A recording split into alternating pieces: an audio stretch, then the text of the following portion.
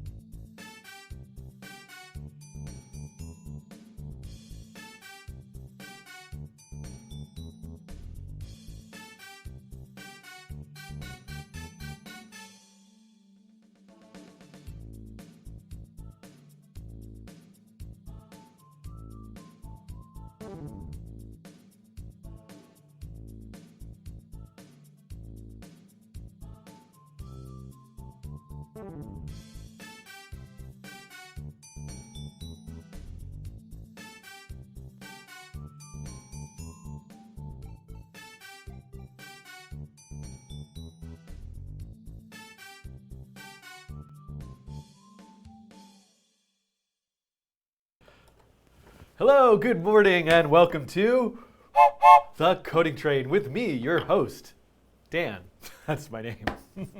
And as we do usually on The Coding Train, we begin with the I don't have my book of random numbers. I actually only noticed that about a minute and a half ago. I was using it as a prop in one of the courses that I teach physically in person here at New York University, where I'm live broadcasting to you from. And so I forgot to bring it into this room where I record the videos. So I don't have random numbers to read. Maybe you could help me. And actually, this has to do with a little idea that I have that I might pursue in the future, which is that maybe, let's just, as a quick experiment, you're about 30 seconds behind me in real time because there's a bit of a lag in the live stream. But if you could start putting random numbers into the chat, this is how I will read random numbers. We will experiment with, can we create a pseudo-random number generator just from the viewers of The Coding Train. And while you are waiting those 30 seconds, while I'm waiting those 30 seconds, let me quickly thank, wrong button, but you can see that. Let me quickly thank Dashlane, the sponsor of today's Coding Train. Dashlane, which is a password manager that you will probably inevitably see me use as I log in and out of various things during this live stream. You can try a 30-day free trial of Dashlane Premium if you go to dashlane.com/codingtrain. And if you do like the service and want to get it, then you'll get 10% off as well if you choose to purchase Dashlane Premium. All right, I'll talk about Dashlane again a little bit later. Let me take this off, and aha! So, whoa, I cannot read these. 1, 26, 86, 54, 11, 55, 5,546, 3,499, 230,931. Oh, this is very frightening. Usually the point of the random number readings, you can stop now. That's good. We're good, is for it to be relaxing and soothing. I don't remember what music I was recently playing with the random numbers. There was the lullaby music, but who knows. All right, so let's begin. Let's skip all of this mumbo jumbo where I talk about 5 million things about different websites that you could find out more and buy things and look at things and download code and contribute code and all that stuff. Let's just, you, the viewer, and me right now, let's get into it. Oh, but before I do that, please, with the random numbers. Oh, they're in the Discord. This is much more effective. I can actually manage to read these. This is a really good one we've got. 65,727,382.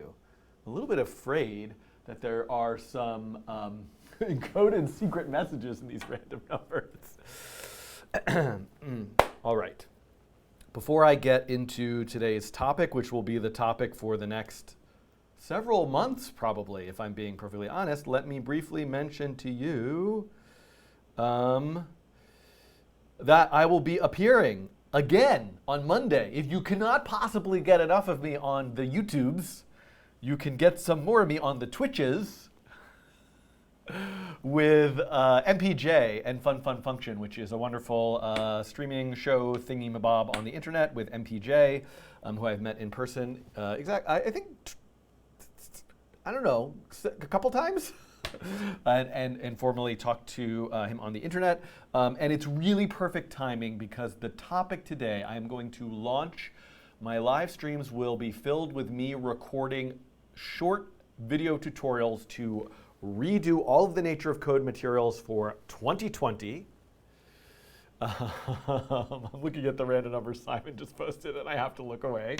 But it's good timing because I'm going to begin that process today and talk to you about vectors in P5.js and the create vector function. And then on Monday, I'm going to attempt to teach essentially the same thing to MPJ through the lens of an example about gravitational attraction. So that's what's happening. A couple things I can sort of like update you on and maybe tease a little bit. David's asking a really good question. Hold on. Hold that thought. Is that, what was I going to say? I had, yes. So as you might recall, the topic that I was kind of going through bit by bit by bit over the fall and into January was this playlist, Beginner's Guide to Machine Learning in JavaScript. So I hope after today, starting next week, there will be one of these that says the nature of code, and there will be 9 or 10 chapters, and I'll start filling them all in over the next several weeks. But this is not finished. In fact, this is where I left off in the last session. I started doing some tutorials about convolutional neural networks, and there are 2 more in the, you can find all of that content in the previous live stream, but the edited versions of them are waiting to be finished, and there are 2 that will appear here in the next week probably. But I'm just going to leave that to the side because I need to do this nature of code thing for like a variety of reasons that I'm happy to answer questions about. That's what's happening, and I will return to this. David also asks, will you have other coding challenges while you are doing the Nature of Code series and Cabana videos? So, do I have something that I am excited to tease for you? Let's see if I can manage to just do a little something. Just hold the train. Stop the train. Why am I not logged in? If only I had something like a password manager like Dashlane on my device here, where I could look up, and you might be wondering, why am I not using the Dashlane on this laptop? It's because I have a sort of dummy Dashlane account because I don't want it to show all of my personal stuff. So I am looking it up now on my phone. Google coding train. Oh boy, this is taking way too long for this little thing that I was supposed to do.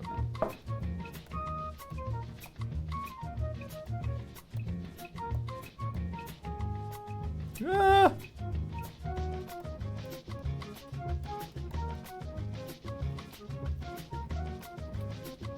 Okay.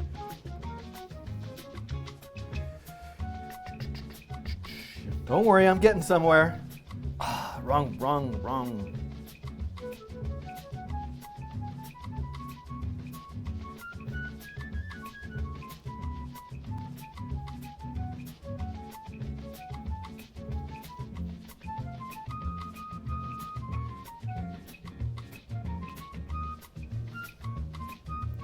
This is gonna be good. This is gonna be good.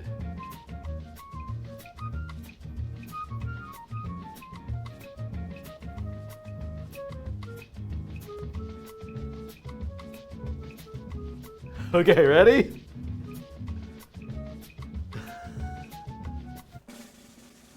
I'm going to bring my computer back in just a moment.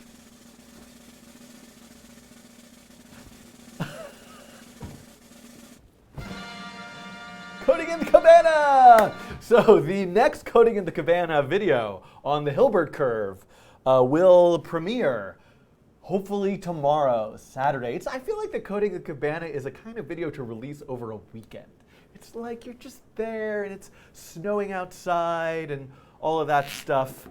And so so this is the Jason Hegland, who does a lot of all of the illustrations for the Coding Train. Created this lovely scene, and also if I open up the browser, I think I had it open to, this is the springtime scene. So this is the more standard Coding in the Cabana scene, but now this is the wintertime scene. So, so that's coming tomorrow. So I'm going to leave this up here just because it's sort of like nice to have. But let me get back to David's question. So my primary focus will be nature of code. And to be honest, I really want to update the book text. So what I probably should do, which I'm not going to do, is just say like, hey, no YouTube videos for the next 3 months. Sorry, I have to work on the book text. So I'm going to try to do them simultaneously. But my real primary focus is updating the book. And I'm actually looking for contributions for that, and potentially to hire a few additional people to help me with that, which maybe I have to do some more thinking about that, but I will post. You could join the Discord. You need like a button to like bring up the Discord, but someone please post the Discord invite link to the chat if you can. But the Discord is where I will is where we're kind of like organizing and talking about things. Coding challenges, we'll see.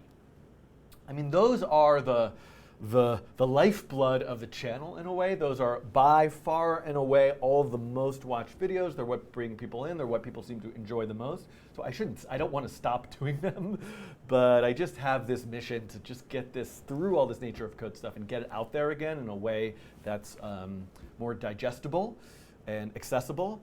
So that's what my focus will be. But you know, I kind of hope that I can figure out a way to like live stream a couple times a week.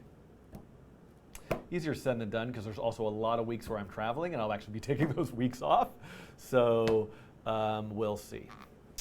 Juan Flores in the chat asks, I haven't seen most of the Nature of Code playlist. Should I wait for the new videos to come out? Up to you. There's nothing wrong with the old Nature of Code playlist.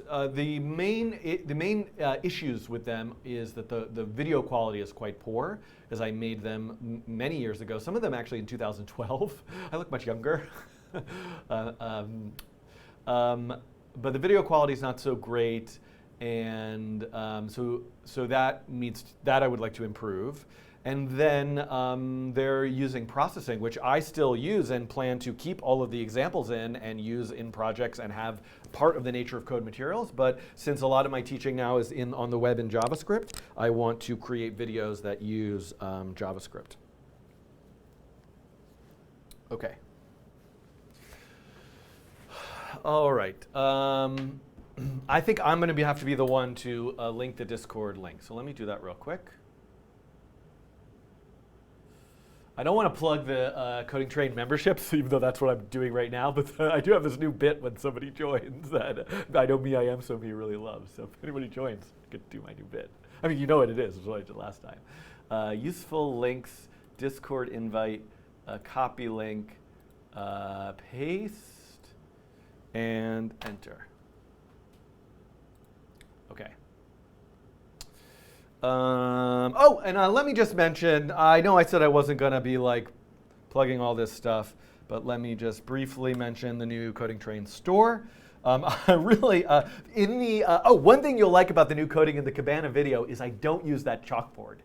So the new Coding in the Cabana video will not have the chalkboard. Instead, I actually am drawing in one of these Coding Train notebooks, and I have one of these like overhead cameras that you can see just like over the notebook. So there's actually a really interesting fun fact about the drawing in the notebook that I will see if anybody notices, and then I'll come back I will talk about it next week on the live stream. So, but I really the thing that I'm plugging is the hoodies because I've ordered a bunch as gifts for people, and I ordered one for myself. And because they have to be made in batches, they'll only get made if enough people buy. So, okay. Sound is on the low side. If it's manageable, then I would prefer to keep it as is because I'm noticing it get all the way into the yellow right up to the red in Open Broadcast Studio, and I prefer to people to turn it up on their own and use headphones. Okay.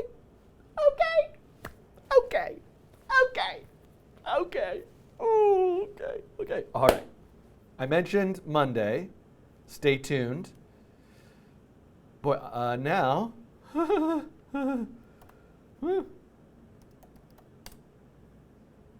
Oops.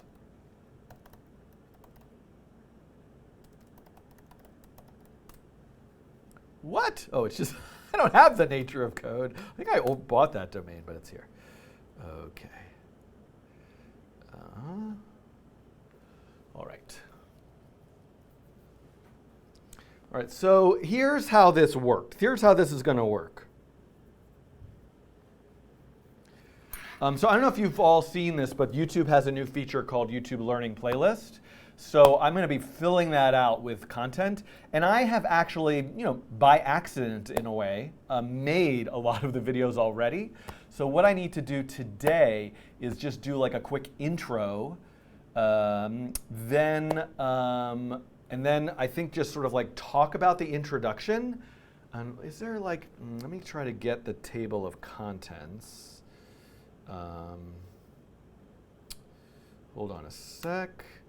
I'm just going to do this for a second. Hold on.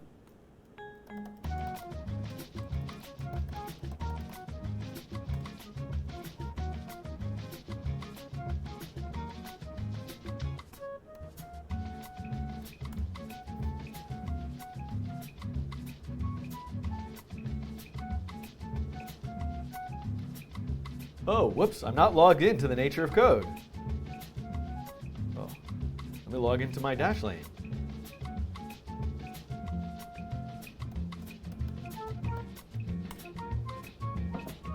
There we go. Oh, two-factor, excellent.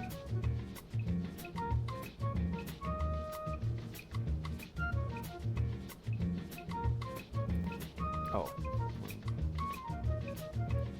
No, two-factor. Authenticator.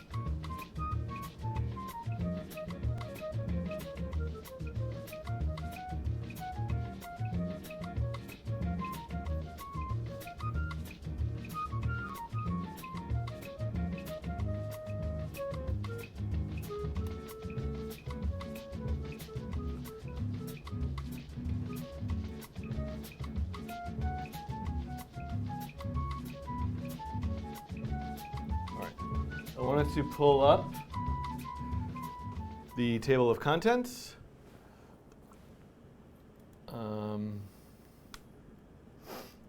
Everybody always wants this background music. I don't know that it exists anywhere on the internet. The song is called Tori the Dog. That's what the song is called. And it's by a composer named Adam Blau. A-D-A-M-B-L-A-U. I think Adam's on Twitter at Adam Blau. If he wants to release this with some license more widely, it's welcome to. But he was something he happened to have in his archive library of stuff that never got used. And I said, oh, I love that. And I started using it. Now everybody asks. Metro writes, nothing happened for the last 15 minutes. Welcome to the coding train, where Nothing happens for way longer than 15 minutes. You have won by watching the coding train. Lucky La Llama with the super chat has won 15 to 20 more minutes of a person on the internet with a messy beard dancing and doing nothing.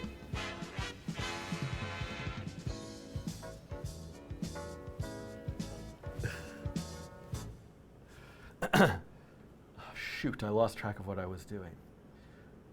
Ah, yes.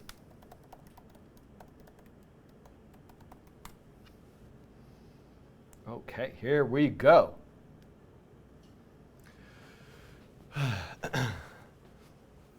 So, I have with me, what time is it? 10 o'clock. Just so everybody knows, so in about a half an hour, 45 minutes, I will take a short break. I usually like to take a break in the middle of my long session. And then at noon, I will be leaving. So I have lots of stuff this afternoon planned, so I've got to get out of here at noon. Arnav asks, is CNN on a hold? By CNN, we're talking about convolutional neural networks. Somewhat, yes. Yes, the answer is yes. I talked a bit more about that earlier, so you can scroll back in time if you want to find me talking about that. Okay. So I think I have this. I have the table of contents here, which I'm going to need. And I have this.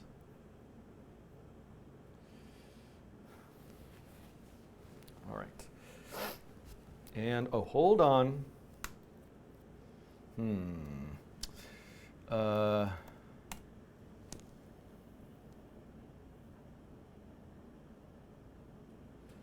So how do I find? I don't think I have it. Here we go. And I have this. Okay. So some of this stuff will just like make its way back into the playlist because I have done updated physics libraries videos and updated genetic algorithms videos and that sort of thing. Oh, I'm not in the, shoot. I am not in this chat anymore.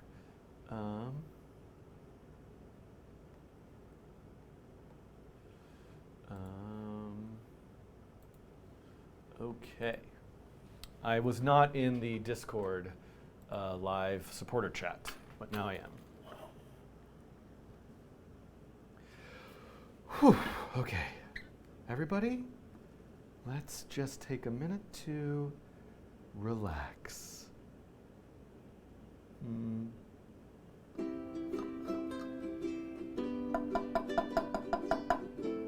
Oh, Mathieu, you're probably not watching, but I got to get the Coding in the Cabana music that we use to have here. This is what I always imagine it is, but it's not.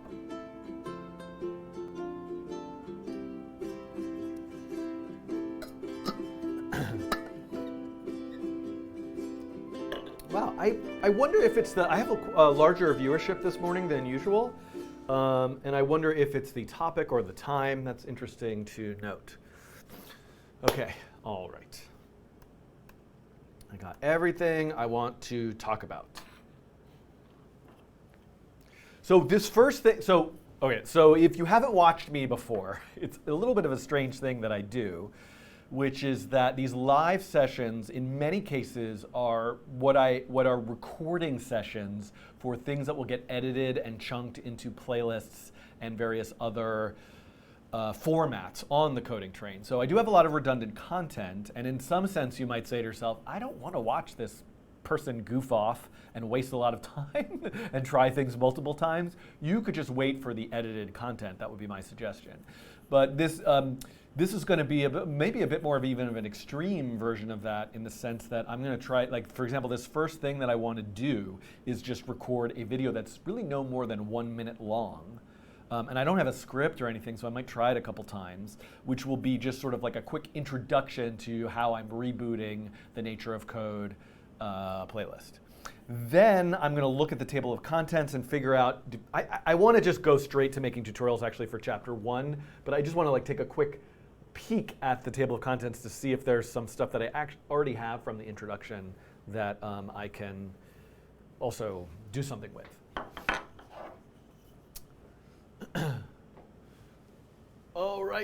Good morning, all. Here we go. Let me all. I want to get one more thing up. Cadenze code. Okay. I will also pull this up because I should acknowledge this. To some extent, what I am doing is partially also available here. Can't have too much nature of code in your life. Should it be called the code of nature? I think there's something already called that. Huh. Oh, look at my Google Power. It actually even almost comes up. I mean, it comes up first. This is an ad, right? Or no, this is some kind of like what it thinks we want to. Featured snippet, okay. Published 2012. That's a long time ago. Daniel, I think that's spelled incorrectly. I'm pretty sure it's S-H-E-E-E-E-E-E-F-M-A-A-A-H-H-H-H-H-H. I guess N. Proper spelling of my name. Just write that down. It's, get the number of E's right. It's very important.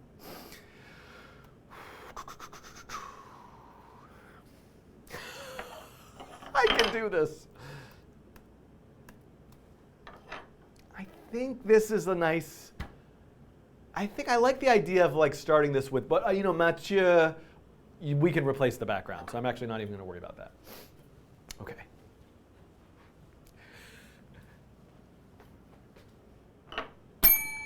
Happy 2020. It is I, me, the person.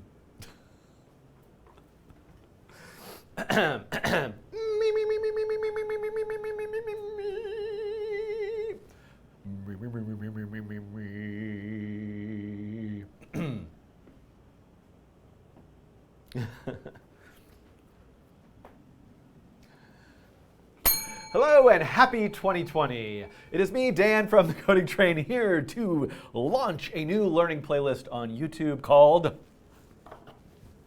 The Nature of Code. That's what it says right here.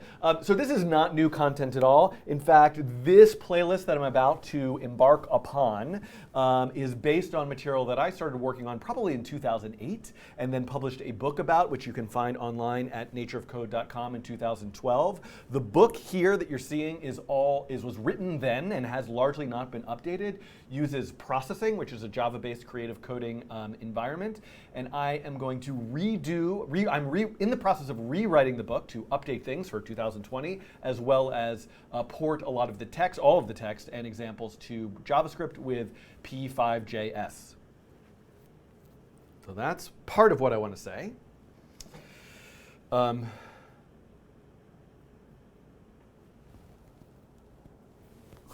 So it's my dream that by the time you're watching this, this will look totally different, but this is where it is right now as I'm recording this. In terms of what's already on the YouTube channel, these are all of the videos. Most of these were actually recorded between 5 and 8 years ago. The quality is a little bit lower, not that my quality is the best ever now, but it's improved. And so you can go back and watch these, but largely what I'm going to do is go through a lot of these topics and redo these videos with new ways of thinking and new ideas, and also JavaScript.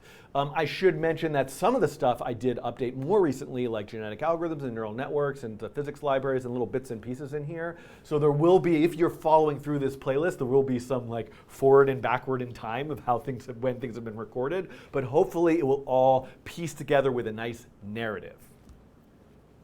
Let's see.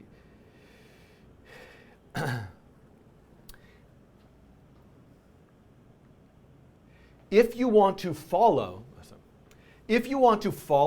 the work in progress as it's happening on, if you want to follow the book being updated and the examples being updated as it's happening, I'll refer you to the Nature of Code on GitHub. So here are all of the open source repositories for all of the raw material of the book. So the book itself is in NOC Book 2. There's a whole section there about the build process of the book, which I'm really looking for help with. If you're watching this, please jump on in and help me out. There's the syllabus, which is for a course that I'm teaching at ITP, New York University, to School of the Arts. There's the code for the website. There's the processing examples. There's the P5JS examples. And there's even some Python examples as well. So all of this is stuff that I'm going to be working on. And my goal is that sometime by the end of 2020, all of this will be complete. This video series that is there in front of you will be all filled out. And we can all just have a little dance and be go merrily on our way. Let me also give a mention of Cadenze, which which I participated in producing an online course called The Nature of Code a bunch of years ago as well, that has a lot of video tutorials, a lot of similar content. This is also a nice resource, a complement to what I'm doing here as well. So, I probably should have mentioned what this is about.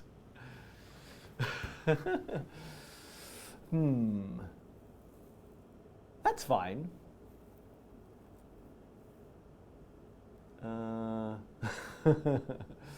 trying to think, like, I didn't really lead off with what this is about, but that's fine.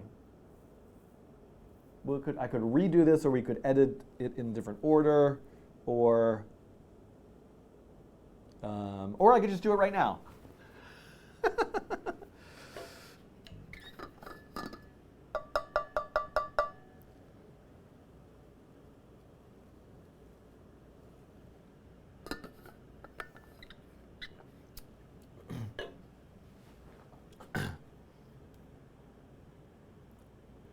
Introduction?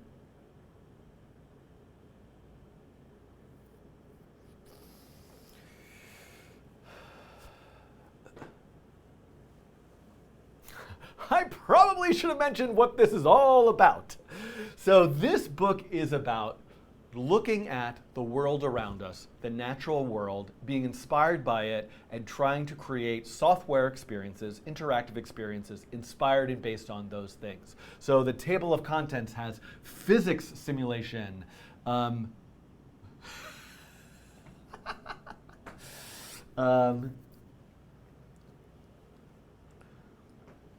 the first bit of advice that I might give you, here in the words of George Washington Carver, is go take a walk outside, experience the world around you, draw on that for when you build software and write code, and think about your humanity and our I'm trying to be profound. It's not really working.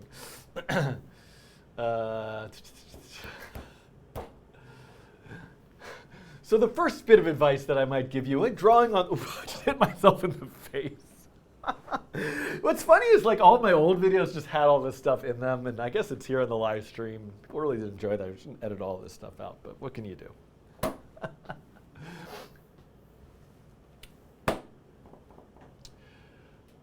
What was I going to say? The first bit of advice I might have for you is, I'm going to get through this sentence. The first bit of advice I might have for you, and thinking of the words of George Washington Carver, go take a walk outside, experience the world around you, be with people, be with human beings, enjoy nature, and that might help really give you ideas and inspiration for what you might want to create when you sit down to code. And that's really what this book is about for me.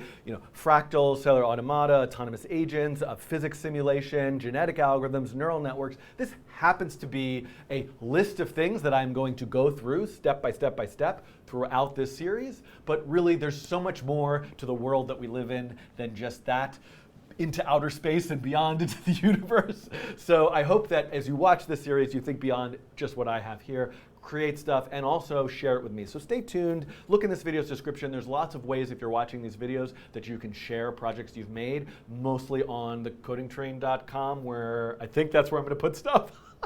But there's just check the video description. All that will be ironed out. I got to end this because this is really just a rambling introduction. I want to get into the content. I'm going to come back and redo this anyway once all the videos are done.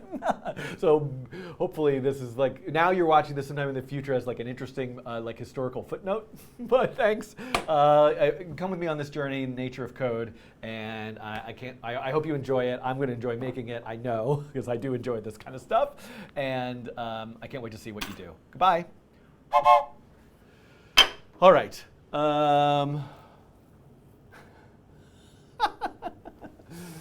Okay. So that's going to be what I got for that. Okay, so next.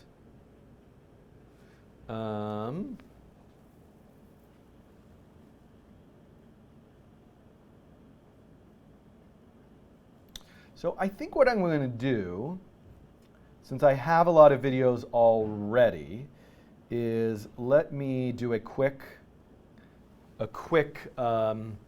hopefully not even 30 seconds.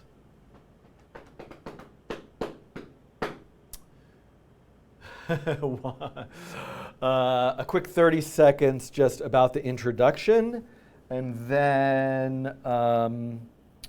the playlist is just going to have in it Perlin noise video and random walk videos. And then I'll move on to vectors. Okay. Did you stick with me? So now you're in the first section of the Nature of Code learning playlist. And that section is the introduction.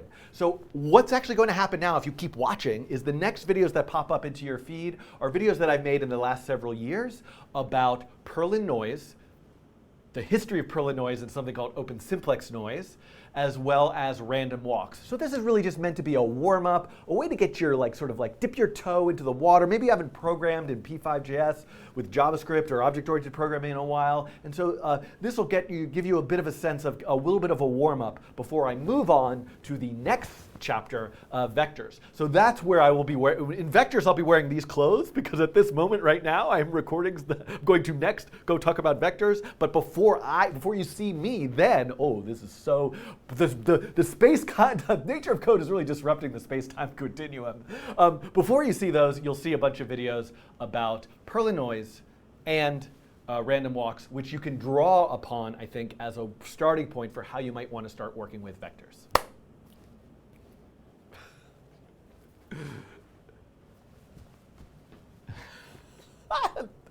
Oh yeah, this is working, right?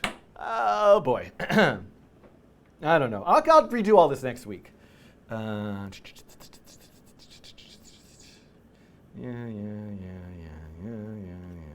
All right. So now, ta-da! Okay. I want to go back and look in my channel to see what all the videos I already have that can go in that playlist, but I guess I'll do that on my own time, not with you right here. And so I can actually get into some real stuff here. So the very first video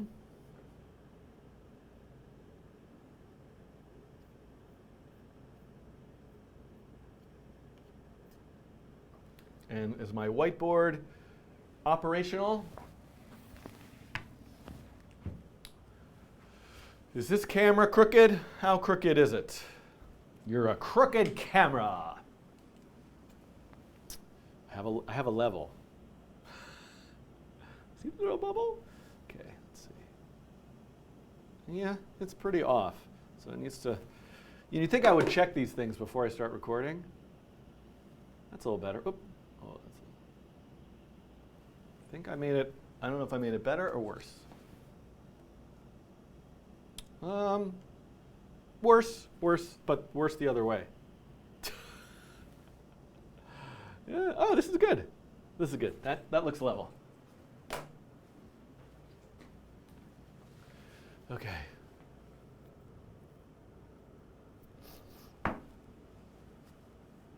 Okay.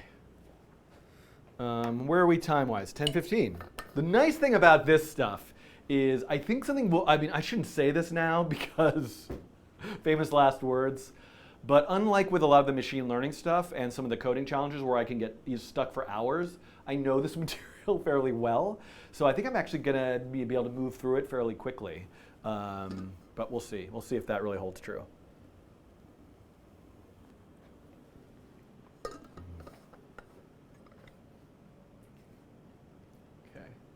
I'm being told to brush my teeth. I brushed my teeth. I brushed my teeth. Just maybe I had a little spinach in my breakfast, which is healthy, and maybe a little piece. What you really should be telling me to do is trim my beard and go get a haircut. That's what my mother would say. All right.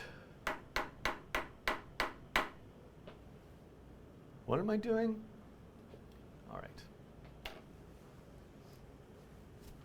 Oh, thank you. This is actually, David wrote, I liked how these intros came out. It really pleases me because I feel very confused how to do this. All right.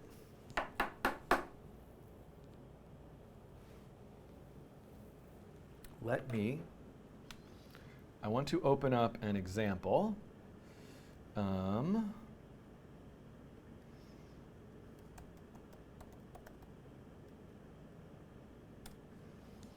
Actually, I want to get the random walker example. Okay, let's go. I have an idea. I'm going to go to the random walk.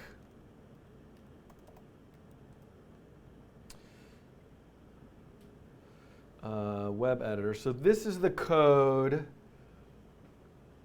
from, and this is the code from the random walk challenge. And if you will oblige, I'm going to just make this object-oriented. You know what? Maybe I'm not going to make it object-oriented. Maybe I will leave it as such. Okay, that's fine, because this is where it left off.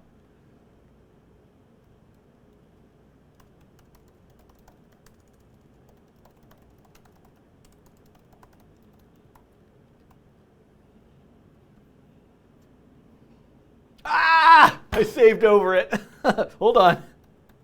I think it should be okay now. Duplicate.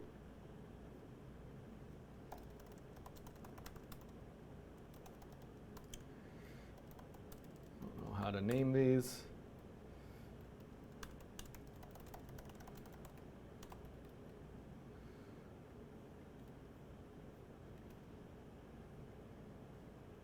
Okay. This open anymore. Actually, just out of curiosity, how did I do this before? Vectors, p-vector class, vector math 2, acceleration. Yeah, all right. I mean, that's probably what I'm going to do again.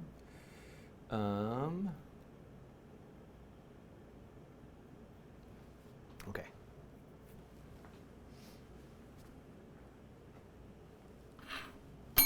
Welcome to Nature of Code, Chapter 1, Vectors.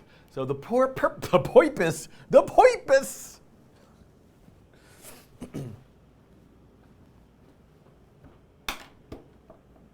Welcome to Nature of Code, Chapter 1, Vectors.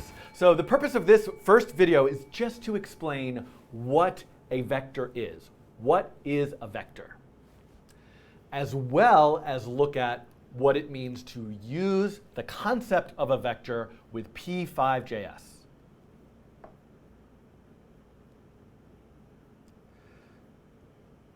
All right, hold on a sec.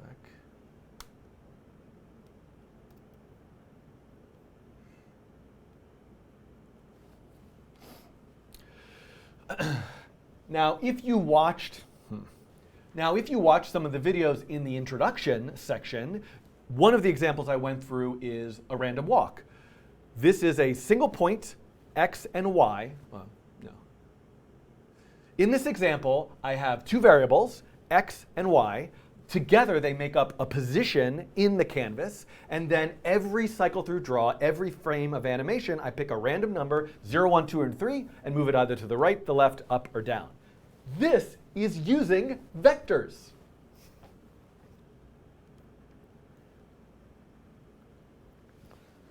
So the concept of a vector is something you're probably using all the time in your programming without realizing it. But maybe you're not actually getting full power out of vectors because you're not yet using p5.vector. So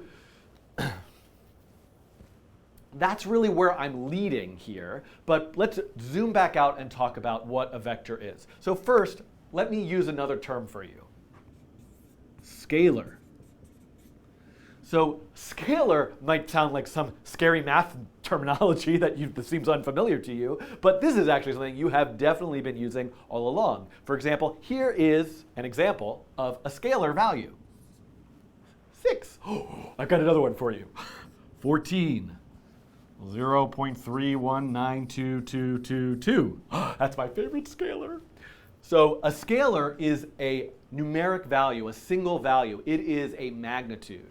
So the concept here is something that has a magnitude.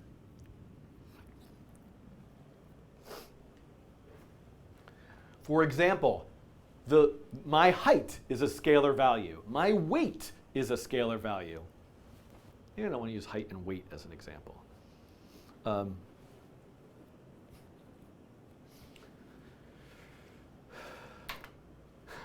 So for example,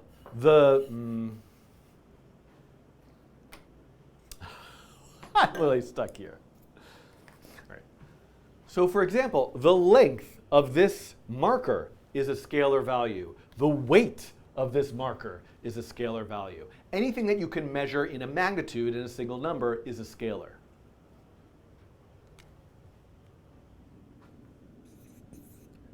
A vector is something that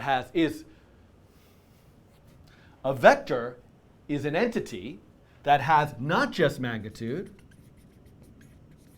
but also direction. This is the idea of a vector. Now, I should preface all of this by saying that vectors are things. I should preface this by saying that the concept of a vector extends into many, many, many dimensional. Oh, I shouldn't say wait.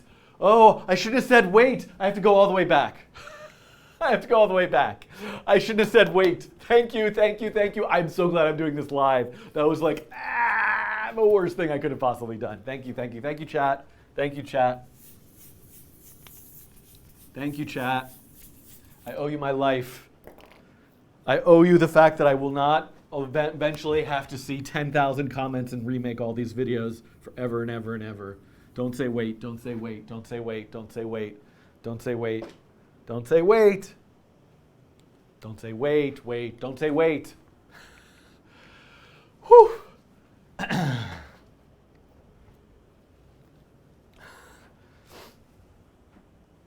What are some other good examples? The length of something, the volume of something. Oh, the number of, I could count like the number of things I have in a pile. What are some other good examples?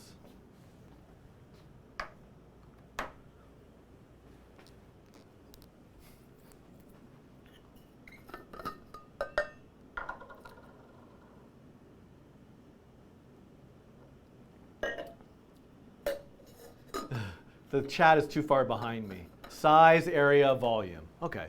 Yeah, area is good. Distance. Oh, thank you. Distance. Distance is such a good thing. All right, thank you. Time. That's good. Okay.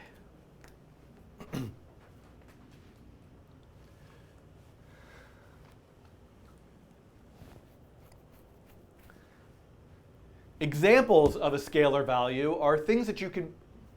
Oh, I lost my whole momentum here, but that's fine. Temperature, that's good. Thank you. Thank you, chat.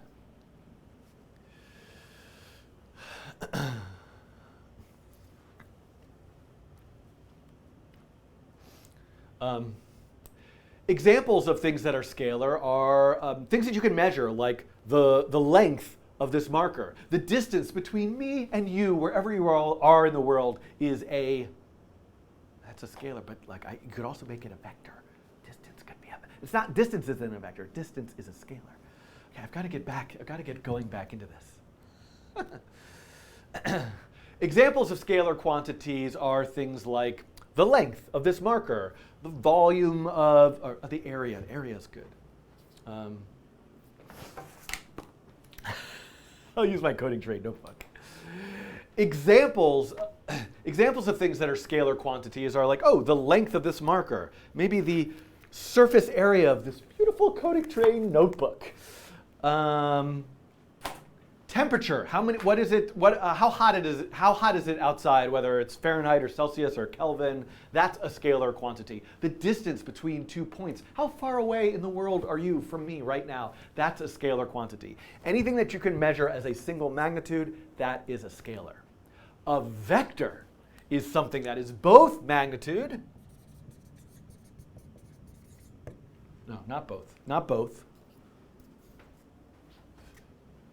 Yeah, distance is displacement. Distance is a scalar. Now we can think of how I'll kind of clarify that. A vector, however, has not just magnitude,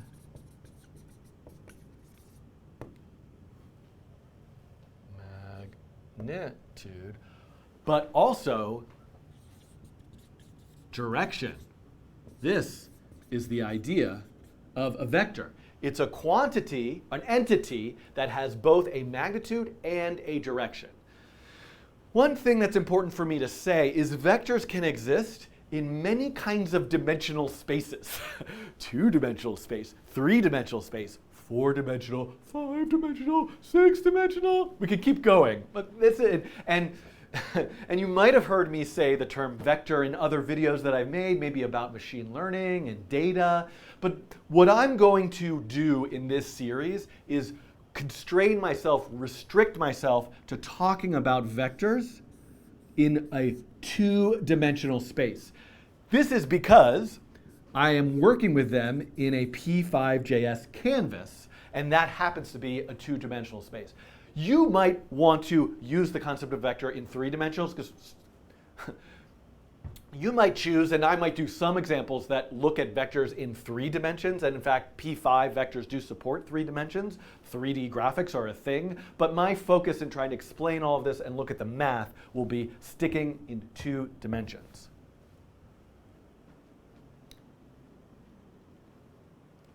Yeah.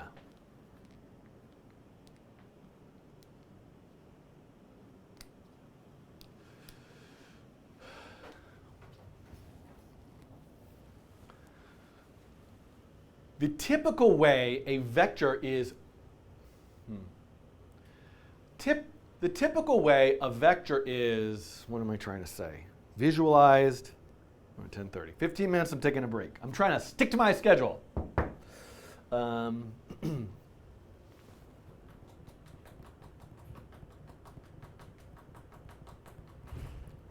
is represented, that's the word I'm looking for. The typical way a vector is represented is by an arrow. So let me return back to this random walk example. And look at this. I had an x and a y, and that x and a y is moving randomly, drawing its trail. How could I think of that x and y as a vector?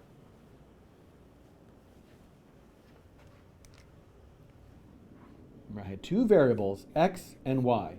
They represent a point in space. 2-dimensional space, x and y. I could think of this x and y together as a vector that provides instructions for how to get from the origin point, 0, 0, all the way to that x and y. So this is the idea of thinking in terms of vectors. This entity, this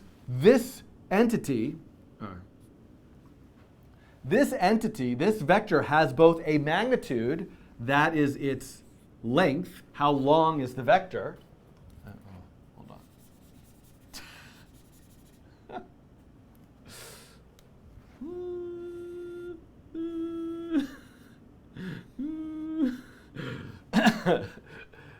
This entity, this vector has both a magnitude.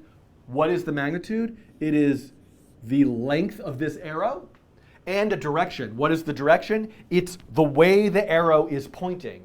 And I could think of that in different ways, but one way of thinking about that is as an angle, often represented with the Greek letter theta. So I could think of a vector as the length of an arrow, as well as what direction it's pointing, as an angle relative to the origin point.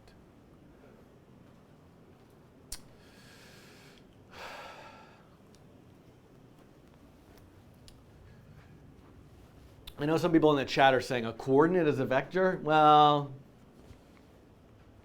so there's a couple things I want to say about this.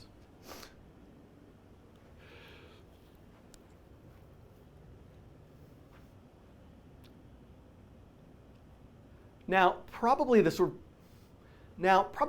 canonical example of a vector is the concept of velocity.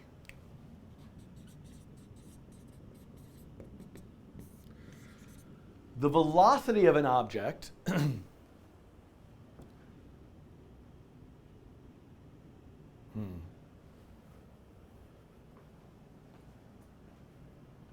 Yeah.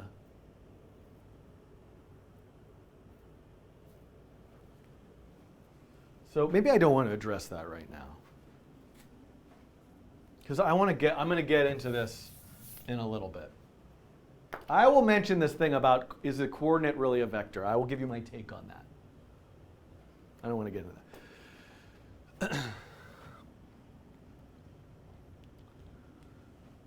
So conceptually, I'm talking about this vector as this arrow. And the arrow has both the length, magnitude, and the direction. And hold on, let me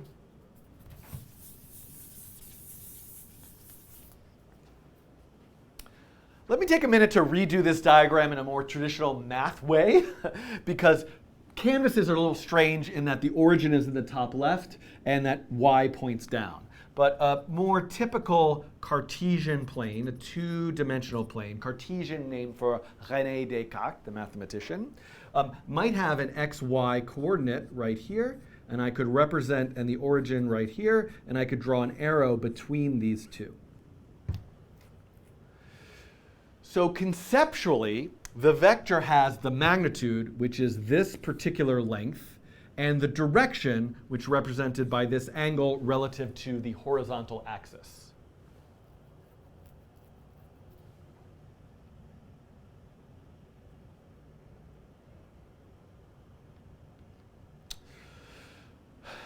However, I am conflating a little bit two concepts, which is this idea of a coordinate or a position and a vector.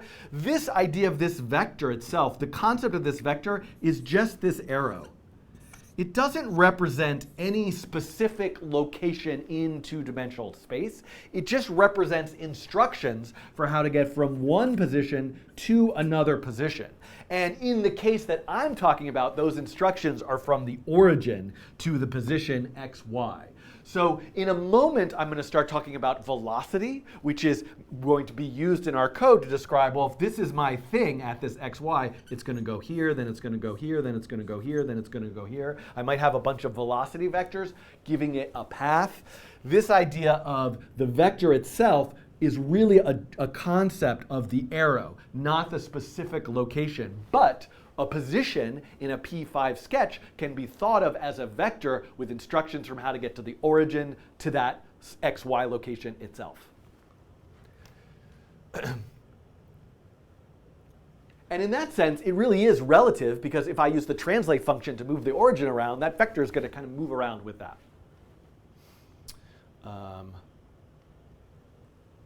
So hopefully that addresses it.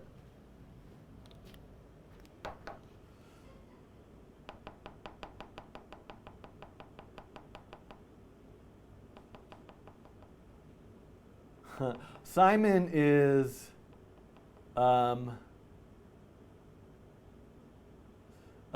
saying, is that actually a quote from an actual 3 Blue 1 Brown video, or are you, Simon? Simon is giving me is writing in the Discord chat about different ways to describe a vector with physics, computer science, and machine learning, and with just sort of like more theoretical math.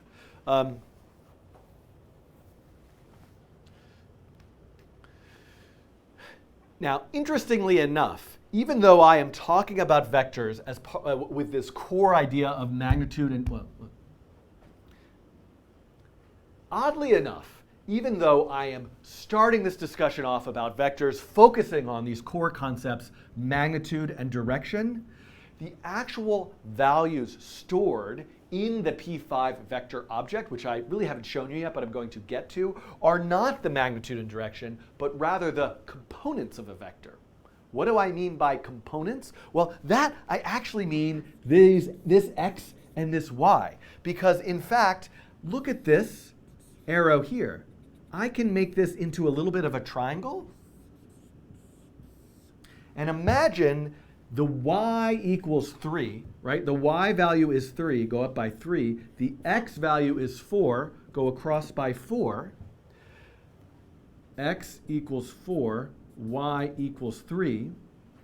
The vector is actually 4, comma 3. Oh, sorry.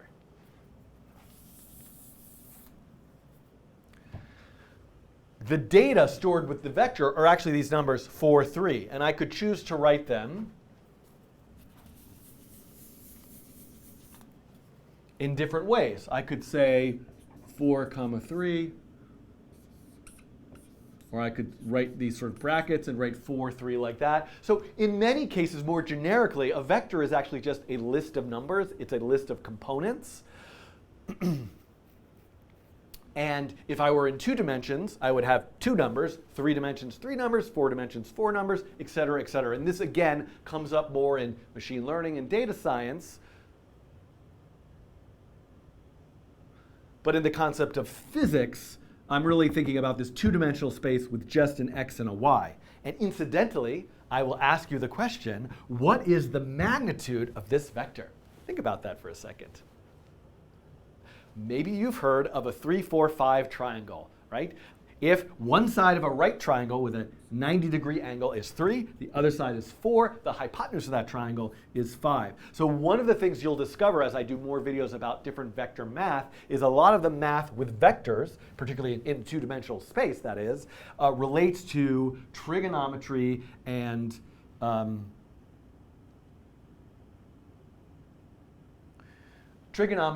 all the same math associated with right triangles.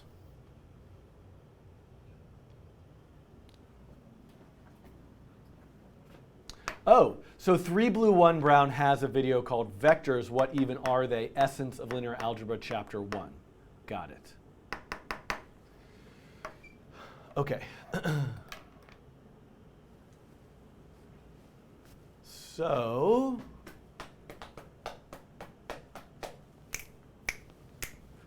we are moving along here. I'm almost done with this video.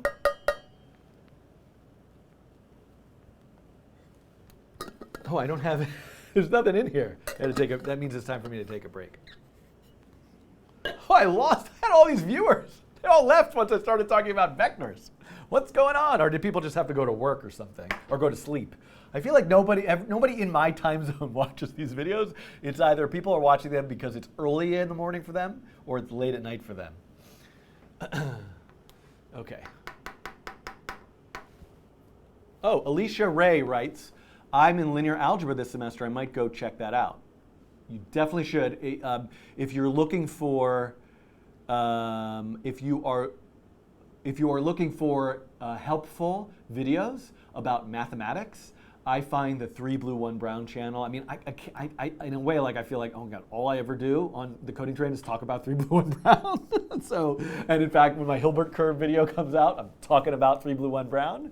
But it's really hard to find a better resource for understanding really sophisticated topics in mathematics in a delightful visual way. It might not be the way that everybody learns, but for me, and I think a lot of people, those kinds of explanations are just amazing.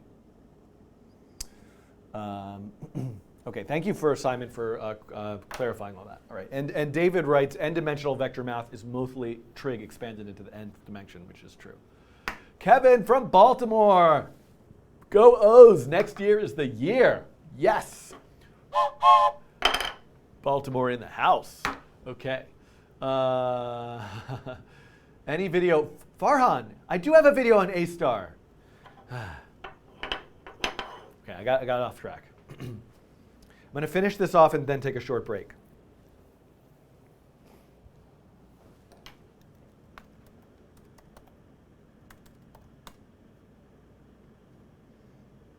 Reference.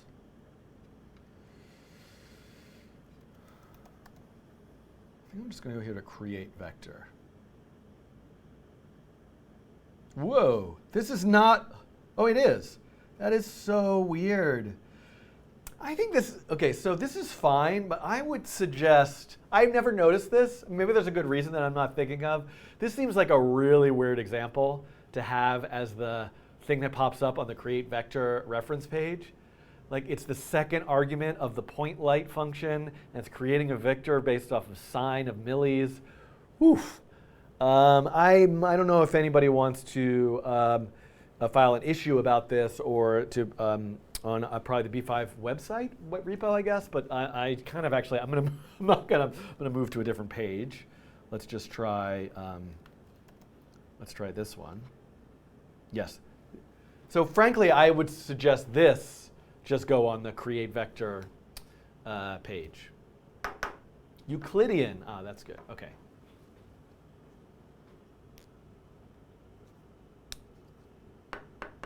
My A-star was buggy. Welcome to the coding train, where you have won an example code with lots of bugs in it. Have fun. When you apply it to your project, the bugs will still be there. And as part of your learning experience, you can fix those bugs.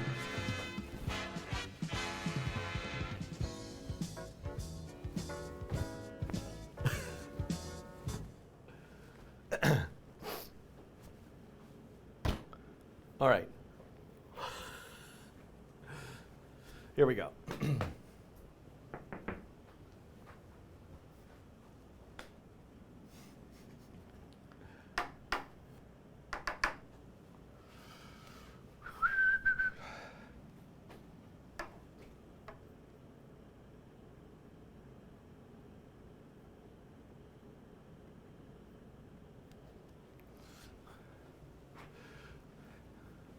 So the first, okay. Returning back to the random walker example, we can look at this once again. No, not once again. Returning back to the random walker example, we can look at this again. Not again! It's not again! For the first time now, for the first time.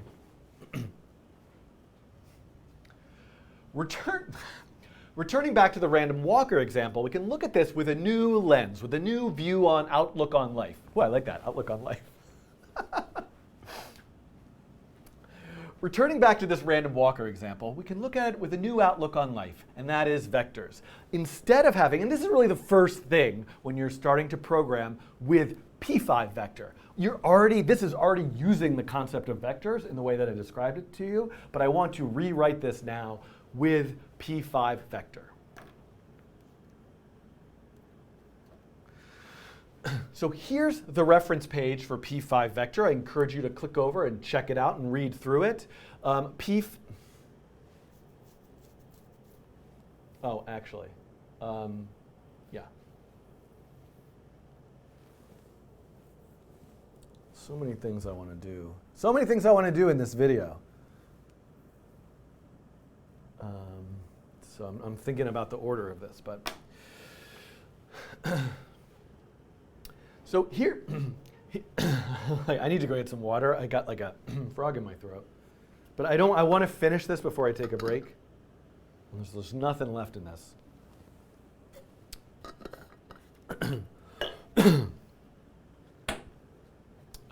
Okay.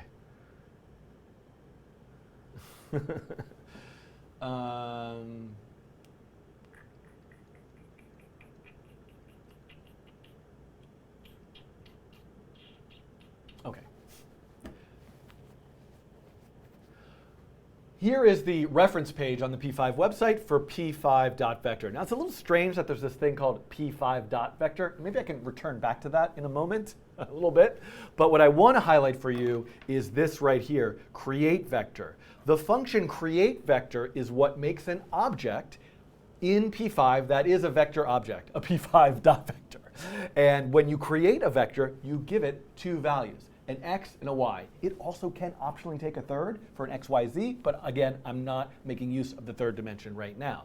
So the first thing, beyond all of the fun, interesting new vector math that I will explore, is just replacing my old x, y variables with one variable that is a P5 vector. Going into the code, I'll comment this out, and I will say, I'm going to say pause for position. And then here in setup, I'm going to say position equals create vector. And the x is width divided by 2. The y is height divided by 2. I want to draw that point at pos.x and pos.y. And while this random walker, this random walker code is based on this sort of core idea of a random walker that can only go in 4 different directions, up, down, left, and right.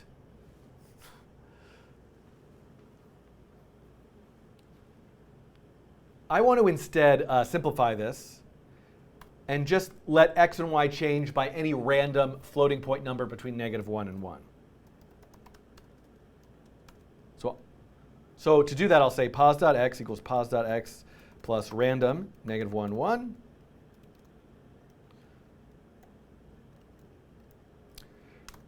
Same for y. Wait, sorry. Same for y. And I'm going to run this sketch.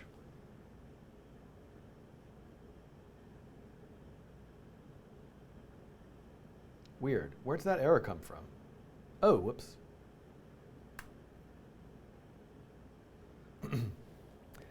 And I'm going to run this sketch.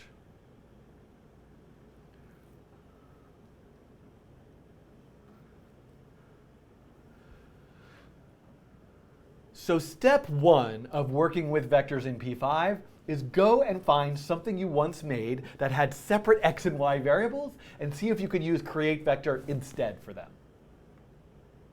Yeah, go ahead, do that now. I'll wait.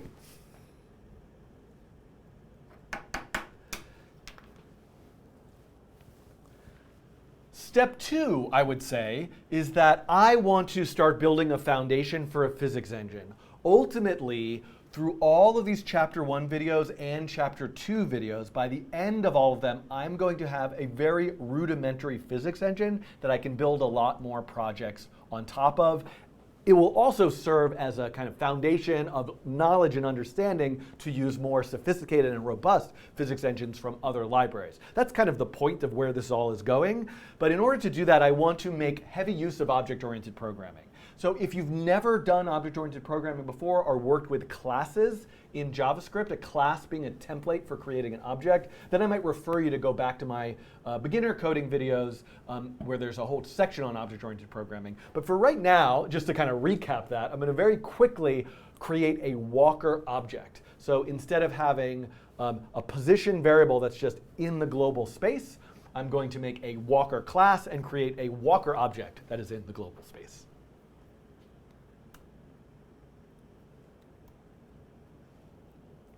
So also to keep things organized, and this is just sort of my style, I'm going to make a separate JavaScript file for walker.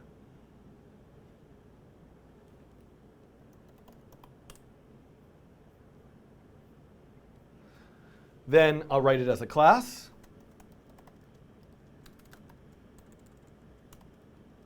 With a constructor function that will receive an x and a y.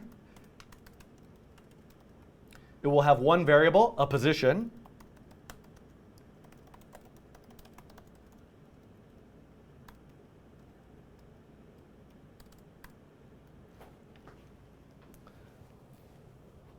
So this is where I'm starting. The walker is essentially a wrapper.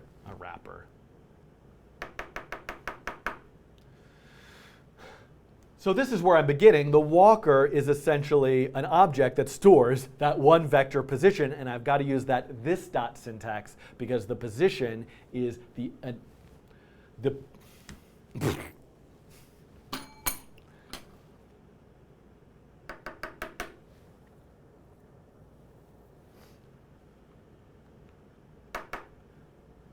The walker class has one piece of data associated with it, a position vector, and I use the this dot sequence so that the position is an instance variable that's part of the walker object itself. What does the walker do? It walks, so I could call that step or walk or update. I'm going to use the name update. I'm going to write a function, and I'm going to grab the code that I have here, bring it into walker.js,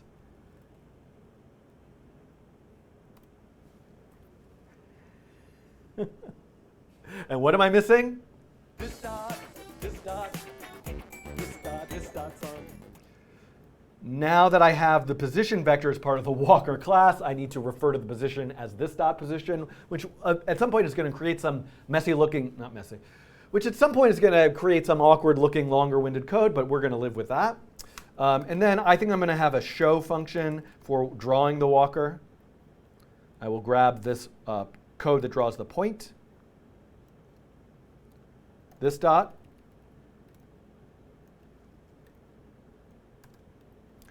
And now I have my walker class complete. The constructor creates a position vector. The update function updates the x and y position. And the show function draws the position. Back into Sketch. I'm going to make the variable now called walker. In setup, call the constructor. With divided by 2 with an initial position of 200 200, and then in draw update, and I think I forgot the stroke and all of that as part of the show function. Put that back in, and now, oops, what do I have wrong? Oh, I forgot to reference walker.js in index.html.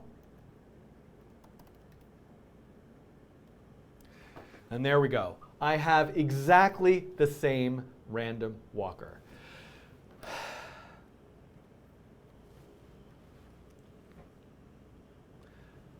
So this brings me to the end of this first video about what is a vector and using P5 vector in your code, in your JavaScript code in P5.js. But I have really barely scratched the surface. I'm not doing anything other than thinking of this P5 vector as a place to hold the x and y variable. I really want to start thinking about this concept of a vector more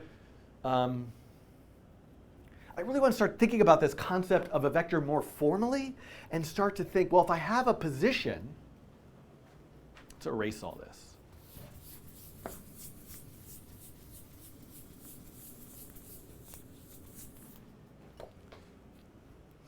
I really want to start thinking about this concept of a vector more formally.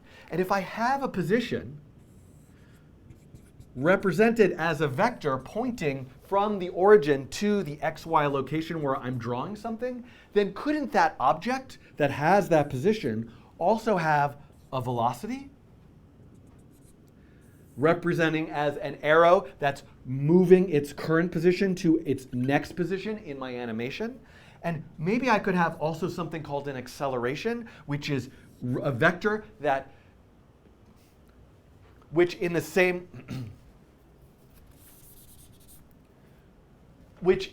way that velocity is changing the position over time, the acceleration is changing the velocity over time.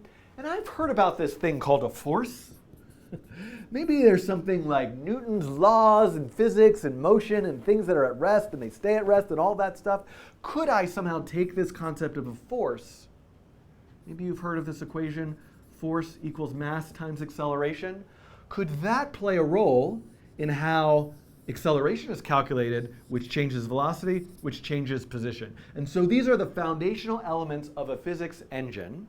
And I am going to build all of those slowly, bit by bit, while talking about different mathematical operations with vectors. And that's what you'll see in the next few videos and the next few videos all throughout Chapter 1 and Chapter 2. So if you're interested, just keep on watching.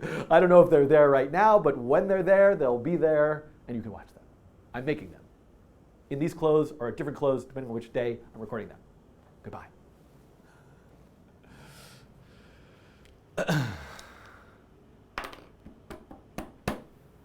All right. All right, everyone. So that is, I've kicked this off. Oh, I'm so happy. I'm getting some momentum here, because I feel like if I can get some momentum, I might be able to just like pop into the studio and just like, oh, I have an hour free. Let me just do the next one and the next one. Some of those, by the way, I will probably do as member-only live streams. Just because, but as a benefit for members, all the edited content will, of course, make its way out to the channel. But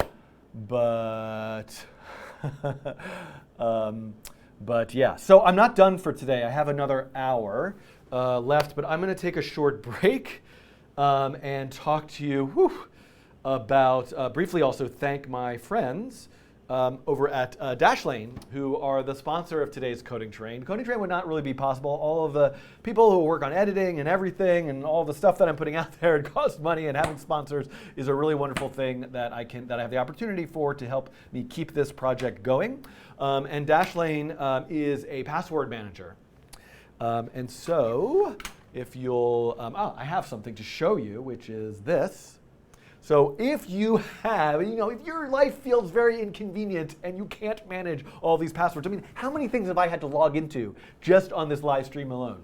The web editor, GitHub, I had to log into a whole lot of stuff that I had to turn my screen off because I didn't want all this other private stuff showing up. And so by having a password manager, I can actually have different passwords for absolutely everything. You can also store credit card information, and so it makes checking out and paying stuff online so much easier. So there are solutions like Keychain and Chrome have this, but you get locked into a single system and all of your passwords are trapped in one place. You have to watch out for other solutions like login with Facebook, but that you might be at risk of your data being misused and sold. So Dashlane never has access to your personal data and won't trick you into subscribing. There's no credit card required at sign up. Dashlane cannot see your data, and it is an ad-free product. So you can fill out forms fast with one-click logins and autofills. And here's the other thing that I really love about using a password manager is that it works across all devices. So I'm always logging the stuff on my phone or a tablet or the laptop, or then I'm on this streaming computer and this computer. So I can have basically everything stored in a way that I can log in. And then when I'm somewhere at a public computer and I need my password, I can just pull out my phone and grab it. So that particular is really useful. It is used by 11 million users in 180 countries, endorsed by the Wall Street Journal, New York Times, Fast Company, Forbes, Wired, and more, top rated on the iOS App Store, and a recommended app by both Apple and Google. So if you are interested in giving it a try, you can go to dashlane.com/codingtrain. That lets them know that you found out about it from here. You can sign up for free. This will give you a 30-day free trial of the premium features. And then you can also, if you were to choose to purchase that, get 10% off. So I'm going to take a short break, a little intermission. And if you feel so inclined, you can use that time to sign up for Dashlane. Otherwise, we'll be back in about 5 minutes with more. I'm going to do just like probably one or two more quick tutorials about P5 vectors. OK. How do I do this? I go to my intermission button, I put on this music, and I mute my microphone and go get some water and breathe in some oxygen. See you soon.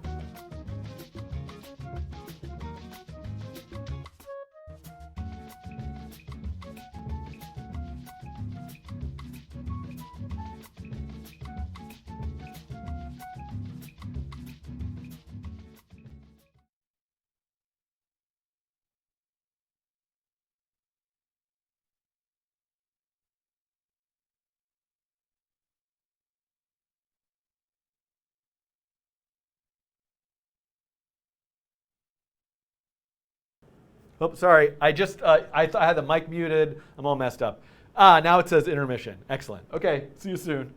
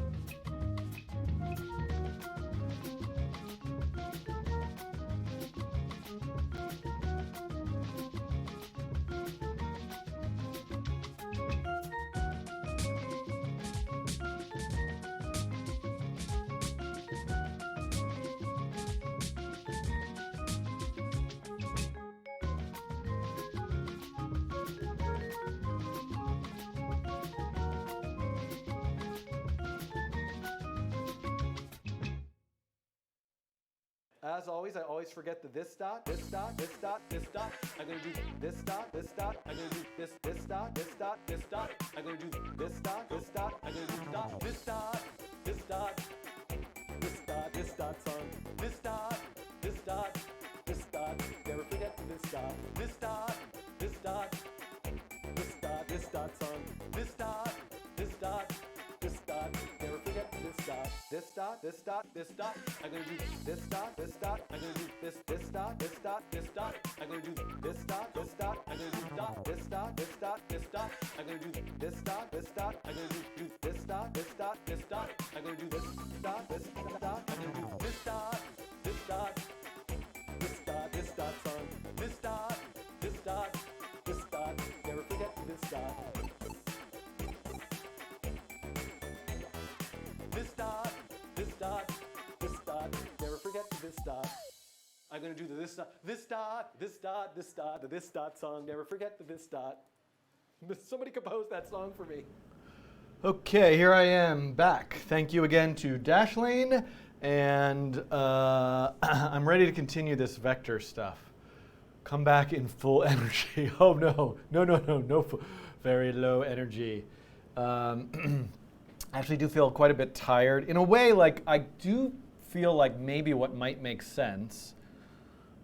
I'm not really prepared to do this right now, and since I have I have to be finished at noon. I don't think I'm going to do this, but I could imagine a world where if I do a 2 to 2.5 hour live stream, where the first hour is the nature of code tutorials, and then the second hour is a coding challenge. So maybe that's something that I can consider. I know a lot of people, especially David, have helped with this wheel spinning thing I've been working on. I just haven't been able to get to it. I should spin the wheel, though, for the next Coding in the Cabana video, since that's coming out tomorrow.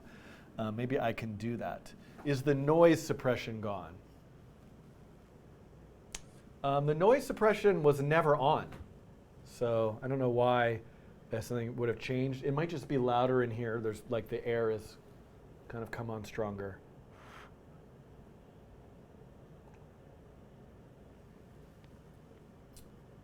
Okay, go have a walk. Oof, all right, but I lost my momentum by taking a break. I feel kind of tired, but I can get it back. I regularly teach 3-hour classes, so I don't know why. And regularly, not regularly, but I have done longer live streams. But here we go. Okay. So I think what I want to cover next is I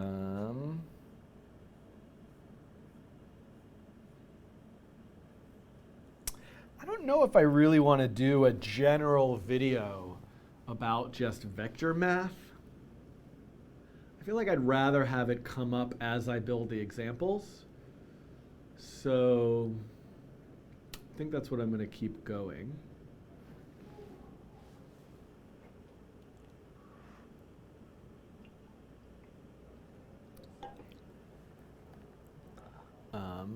Yeah.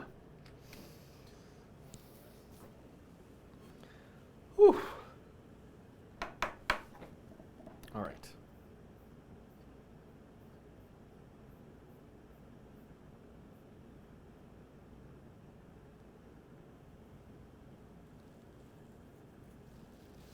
All right. I just see the last comment in the chat says, get to it already. It doesn't really motivate me to get started, by the way. Adrian asks, have you ever drank energy drinks? I don't think that I should be having energy drinks. I think I'm my regular level of energy. You know, a little caffeine never hurts. I enjoy caffeine just as much as the next person, but any other amount of anything that's going to boost energy is just going to cause me to, there's like teetering, and I don't want to take another step. Maybe I could do a quick example of a dot product projection.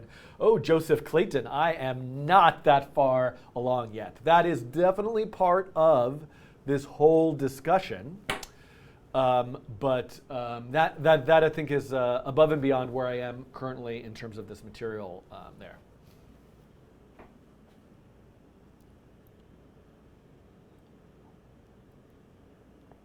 Okay. What I do need to do if I'm live streaming in the morning is eat a bigger breakfast. Exactly, Marcello says. Dangerous. Just call me. Don't call me. Call me. Thank you to Random Hamster. With your donation, you have won me talking about Vector Edition.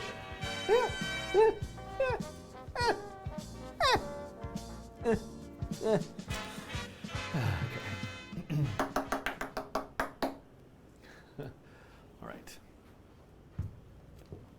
How to begin this?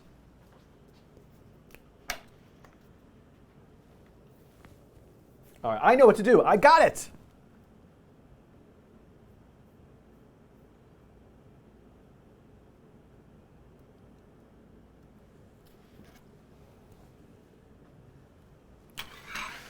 Welcome back to the second video in chapter 1 about vectors in P5.js. Hi.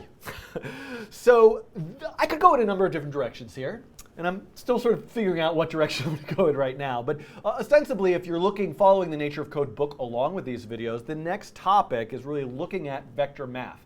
What are the kinds of operations that you might be used to doing with scalar quantities? 5 plus 2 equals 7, 5 minus 2 equals 3, multiply, divide, square root, power of 3, all of these kinds of mathematical operations. Those mathematical operations exist for vectors as well. And a lot of times it's as simple as vector addition is the same as scalar addition, but you just add the x's and you add the y's, and that's really where I'm going to start. But what I think I prefer to do is rather than go through a laundry list, which is how the book does this to a bit more extent, of vector math one at a time, I'm going to take the next step in the random walker example and discover what kinds of vector math I need as I'm going and start to talk about the different functions, vector math functions I need as I get to them. So, but you might want to look and sort of wonder, like, what are all the things that I can do with vectors? And one of the reasons to use the P5 vector class beyond just your own x and y variables is that all of these common operations exist as functions in the P5 vector class itself, like add, subtract, multiply, divide, magnitude, magnitude squared, dot product, cross product, distance, normalize, limit, heading, rotate, so many things. So I expect that over the course of many videos throughout this whole series, I will get to a lot of these, but you also might just take a moment to pause and click through and look at some of these yourself. Okay.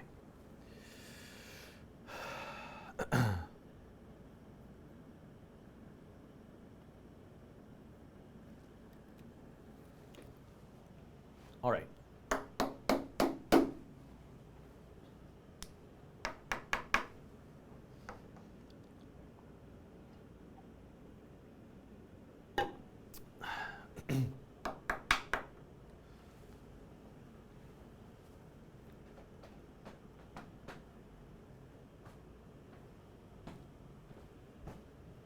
I'm sorry, I'm just enjoying the chat. I'm reading it, but not reading it out loud. I'm just enjoying it to myself. I want to show you this Hilbert curve thing that I made. Maybe before I leave, I'll show you a little teaser of the Hilbert curve video that's coming out tomorrow. One thing I like about doing these coding in the Cabana videos is, sometimes, I love all the stuff that I do, but sometimes it feels a little bit like, okay, here I am releasing a new video that's the same thing that I did 2 weeks ago in a live stream. So I do like the fact that it's like, no one's seen it yet. And if you're thinking about joining as a member, I will share it, hopefully. We're kind of like getting into it's going to be like it's going to be ready like a bit last minute, but I definitely want to share it with the members first in case there's like a glaring error in it, which none of us who are working on it have caught.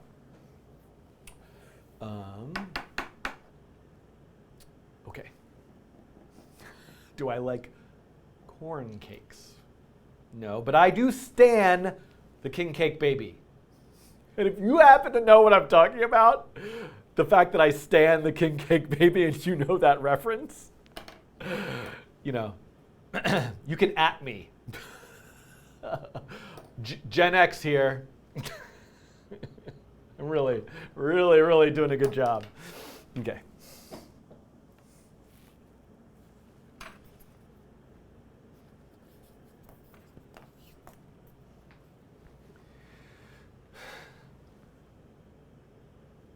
So in the random walker example, there happens to be some vector math going on.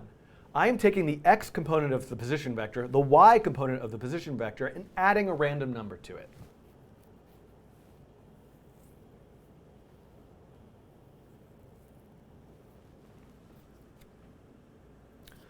So let's start by discussing vector addition.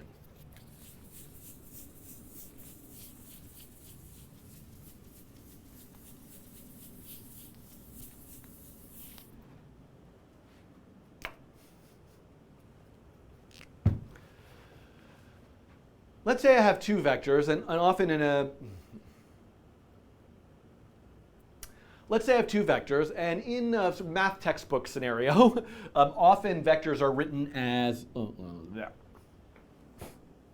Let's say that I have two vectors. We'll call them u and v. Actually, you know what? That's the u and v. The way I write u and v, it always looks too similar. Let's just call them a and b. Vector A and vector B. And vector notation that you might see in a math textbook often uses an arrow on top of the letter to say this represents the vector A, this represents the vector B.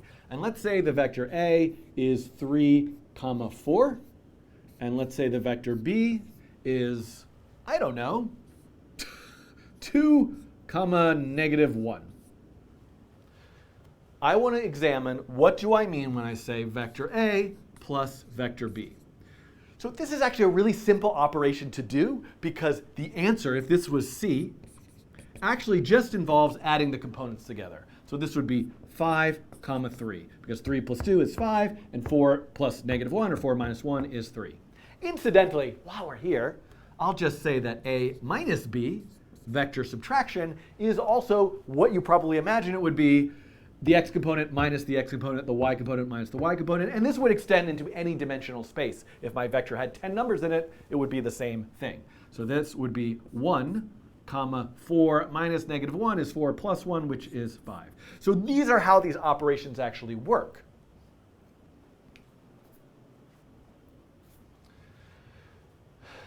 However, while this is so incredibly simple, I think it's worth taking a moment to actually look at how this appears in a diagram, because this really relates to how we're using vectors in a 2D P5 canvas.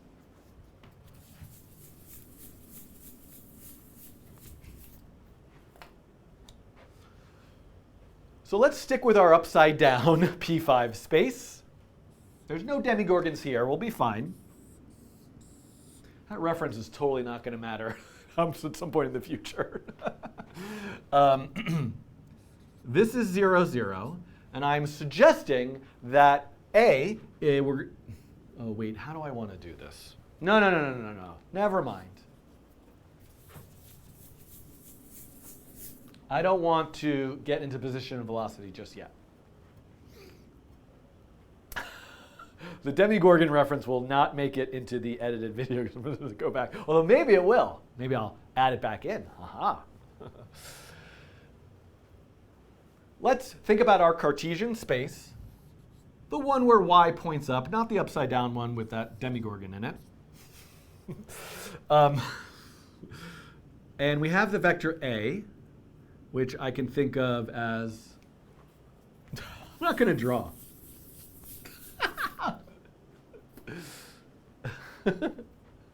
How many times can I make the same joke? Let's think about our two-dimensional Cartesian space, the one where y points up and x points to the right. So not the upside down one, the one with the Demigorgon in it. No Demigorgons here. And so the vector 3, 4 would be 1, 2, 3. Oops. 1, 2, 3, 4. So this is vector A. And vector B is 1, 2, and -1. So this is vector B. So A and B. Adding vectors, the resulting vector C, which is A plus B, is the vector that results from putting these two end to end. So it doesn't matter which one I do first, but I'll start with A, and then I'm going to put B on the end. And B was 2, -1, so like this. That's B. That means this vector here is C. This is the resulting vector that you get from A plus B. Incidentally, the vector you get from A minus B would be just take B, the same B, and put it in the negative direction, because this is like representing minus B, and then the result of A minus B would be this vector. So in that case, which vector goes on the end of which is quite important, because A minus B is quite different than B minus A, whereas A plus B and B plus A are the same. The reason why I mention this is because now if we go to our upside down world, the world of P5, and I have this idea of a position, the position vector, which gives us instructions of how to get from the origin to some location in the canvas. And what I want to do is have this thing move, animate, live in a physics world and respond to forces. That's where I'm going with this. I want to add to the concept of position, I want to add the concept of velocity. And if this happened to be velocity, then if I take velocity and add it to position, and restore that back into position, then I have a new position. And then I do it again, I take that velocity and add it again, and then I have a new position. So the object, the walker, so to speak, is moving from position to position to position, while adding the velocity over and over again. Now, if that velocity should ever change, that's going to make things much more interesting. But let's just start with this concept.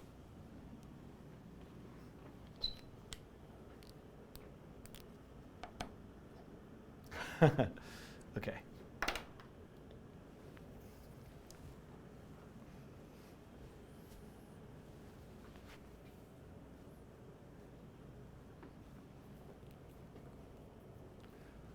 So I'm going to add to my walker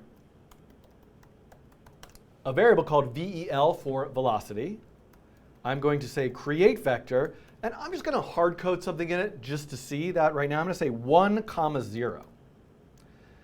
Then, now, what I'm essentially saying is that these numbers, these random numbers that I was picking in the random walker example, that I was adding to position.x and position.y, those are the equivalent of the components of the velocity vector. So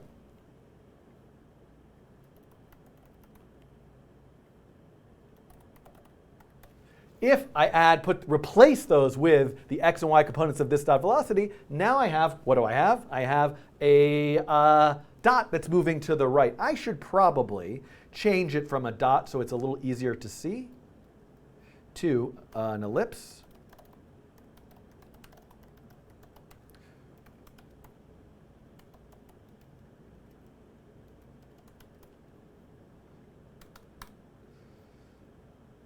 And let's run this sketch.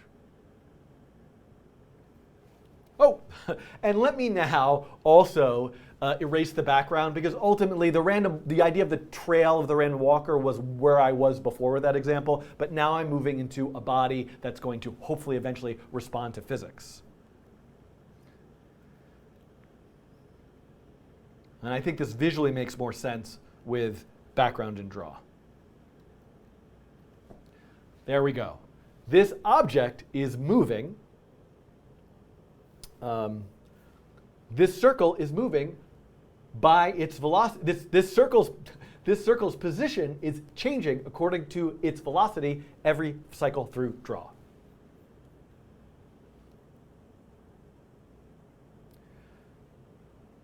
I'm going to change this now to 1, -1. And can you imagine which direction it's going to go when I hit play? Think about it. Did you say up and to the right? If you did, you were right. I could make it random, and so I could put like some random numbers in here, but this is a nice moment. Oh wait, no, this is not where I want to go next. It's not where I want to go next. What time is it? 11:26, okay. Oh, how I am missing something so important here, though.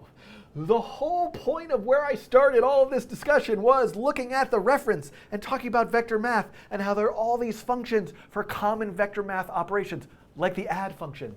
But I'm not using the add function. Why aren't I using the add function? Well, here is the most confusing aspect of this.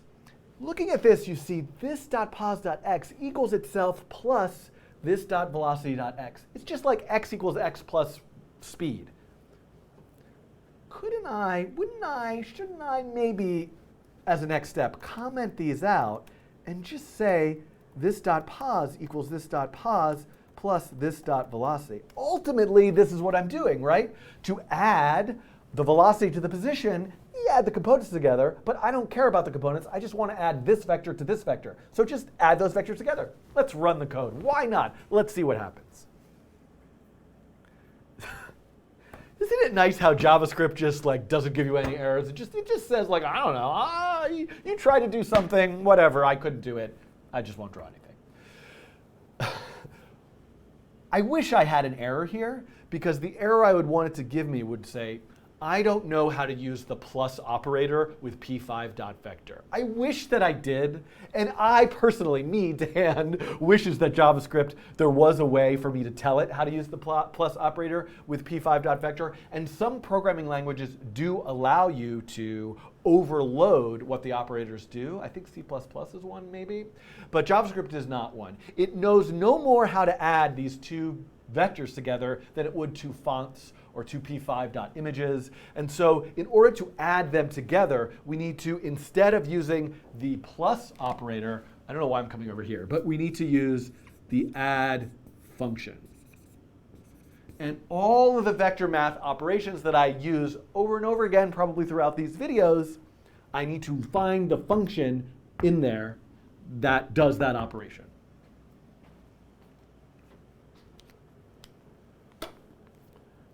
Breaking news, I'm being told that Python also allows you to overload the operator. So instead of this,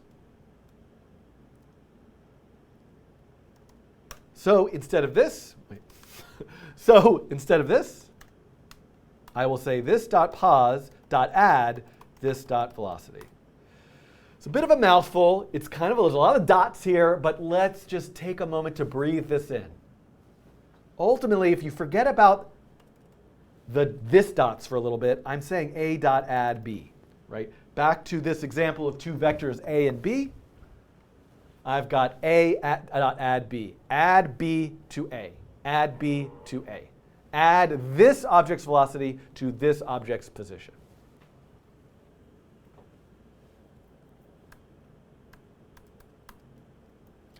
And now when I run it, we've got what we had before. I can delete all this extra code. And here we are.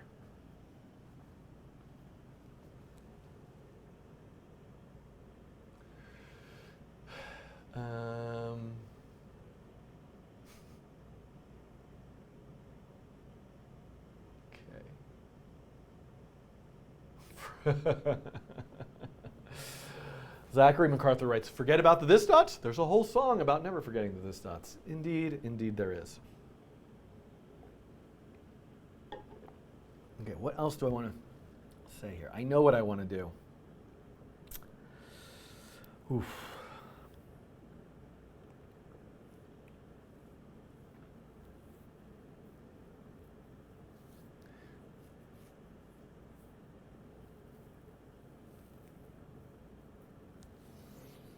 I mean, I really could be done. Like, this is the end here, and the next, I mean, the things that I need, let's make a list of the things I need to talk about. If I go to the chapter, could be a good reference. I did subtraction. I mean, I should, yes, okay. I mean, I definitely want to talk about magnitude and normalize.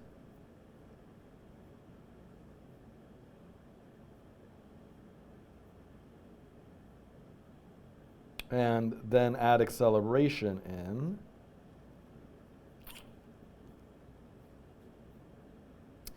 This is the thing that I'm trying to figure out when I want to talk about. So I think I want to do a whole separate video about the static and non-static things. So that's not going to come up now. I guess what I'll do is do a little bit of an aside about getting a random vector. I mean, or that could be, yeah, I think that could be a whole separate. There's this really nice thing that I want to show, which is how it's different to pick a vector that has the x and y between -1 and 1, and actually picking a random vector of length 1. So that I can show, that I can do with like that I can use like multiply and talk about normalize with. So does that like a separate video? I'm so confused because this is okay. I think this is gonna. I think I should wrap this one up. Go and sleep. When will you talk about cross and dot product? 2021. That's probably about how much time it'll take me to get to it, unless I quit all the other things I'm doing in my life and just make these videos every day. Then I'll be talking about it next Wednesday. Oh.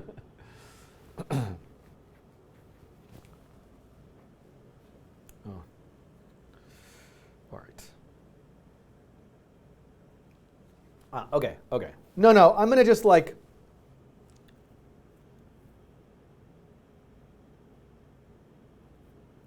Yeah, I'm gonna just blip this in here.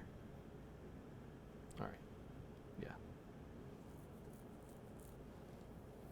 Okay. One thing you might be asking yourself right now before, I'm pretty much finished with this, but one thing you might be asking yourself right now, and I think it's worth sort of like tacking this on here. No. I'm gonna do this in a separate video. These should be short. They should have the thing in them they want. I'm not putting ads on them, so it doesn't matter if there's like 5 videos in a row as opposed to just one. So that's what I'm gonna do.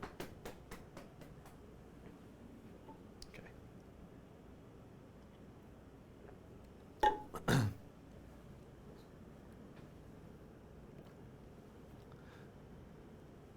So this is the end of this piece in the sense that I've talked about what vector math is. It's taking a mathematical operation and applying it to vectors. Add being a primary example, or at least our first example of that, and the concept of velocity as being a vector that changes the position over time. One question you might be asking yourself is, well, what if I wanted to go back to that random walk and have the velocity be random every frame? Like, how would I go about doing that? And I think I want to, like, that's what, and I think I want to cover that in a separate video because there's actually a really interesting thing that happens when you pick random vectors as opposed to picking random and x and y values separately. And I want to show that in a video on its own. So I'm going to do that next. And then once I finish with that, I will come back and start looking at, and once I finish with that, I will come back and start looking at other vector math operations, magnitude, normalize, multiply, in the context of setting an acceleration for our random walker. So it doesn't just have a position and a velocity, but it also has an acceleration. So I'll see you there. Okay. Rafael Alfaro says, my cousin is a student at ITP. Trying to think of who your cousin could be. All right, do I have time? Yes, I'm going to do the next one. So this is going to be a separate sketch for a second.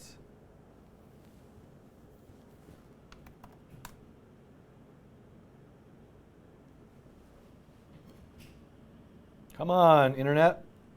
Don't fail me now.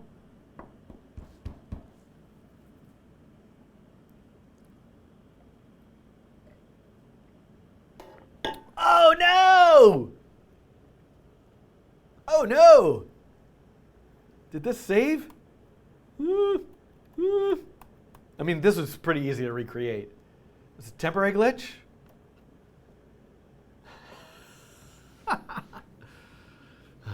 Oh boy. This is like Snow day. It's equivalent of a snow day. P5 web editor down. Somewhere in the depths of my computer, I have the keys to reboot the server, but I think it's really down. I wonder what happened. Did I break it? Did we break it? Somebody watching is trolling this channel, crashing the server on purpose? That would be very sad for everybody all around. Do I get to go home early today? If it doesn't come back, I'm just going to show you the Hilbert curve and get going. I mean, I could do this obviously without the P5 web editor, but I don't want to. Oh, come on.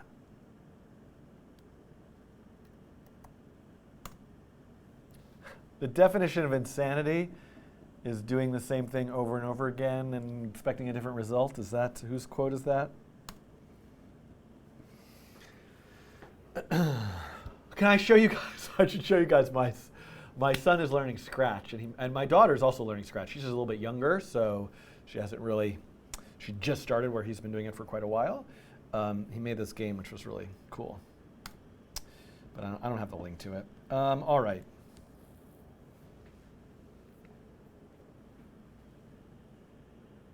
First of all, did you know that there's an alpha version of Processing 4?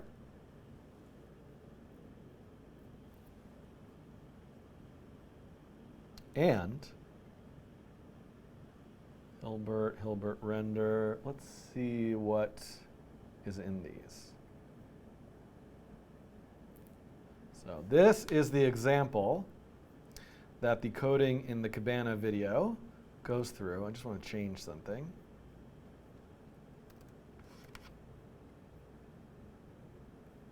I'm going to zoom way in here. You can see what it's drawing here. This continuous path. This is called a space-filling curve. This is one single continuous line.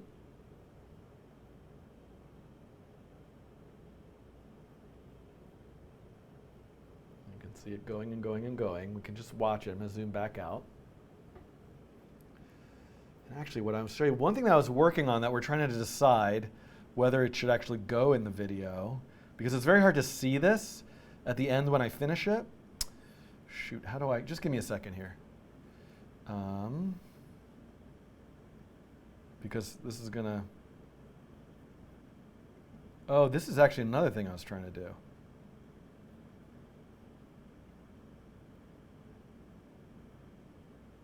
Ooh, that has an error.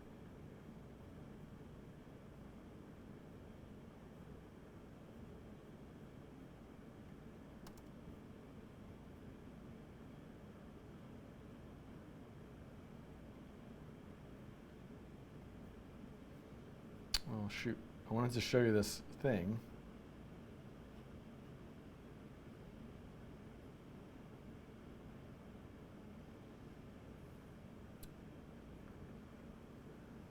P5 editor is back? OK. Oops. P5 editor is back. I wanted to show you this other thing, but oh. So I'm really excited for the Hilbert curve because I think it's a really good project for people to make their own, oh yeah, it's back, to make their own I'm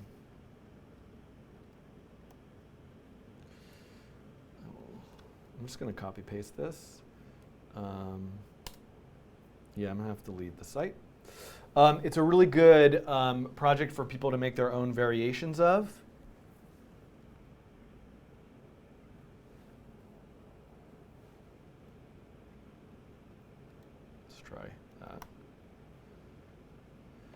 So one thing is, if you haven't joined the Discord, please join the Discord, because we're planning to kind of organize around the Hilbert curve there and have people make lots of art projects and creative variations of it. So join for that. I don't know why I can't get the editor back. I'm going to restart my browser.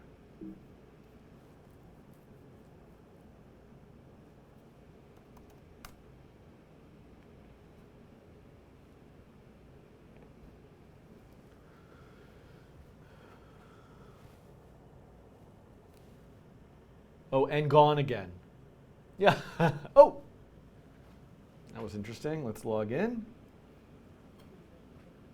Dashlane. Oops, wrong button. I can't hit the right button.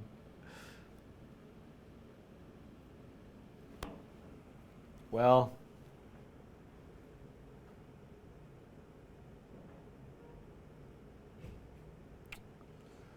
Well.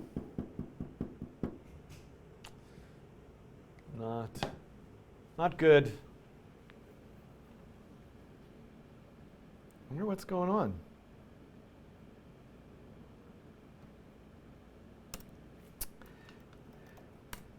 Processing Foundation has very, very limited resources to maintain these free and open source tools. And so I would encourage you to support the Processing Foundation, which you can do on the support website. I believe also this is still active. If I go to the coding train and go here, I think I created a YouTube fundraiser for the Processing Foundation. I should just put it on all my videos, frankly, but at least on this one, if I click on it, welcome to Code! Exclamation point. Where is the fundraiser? This is an online set of videos. How come it doesn't show? Usually the fundraiser shows up here. Did it end maybe? Am I zoomed in?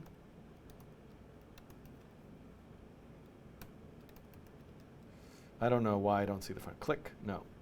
Join, no. Subscribed. I don't know why the fundraiser isn't there. I wonder if it's like by accident this like member thing is overlaying it, but anyway.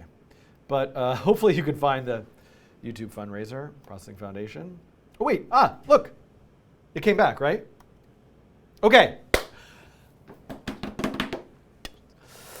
All right, I got 10 minutes before I got to go.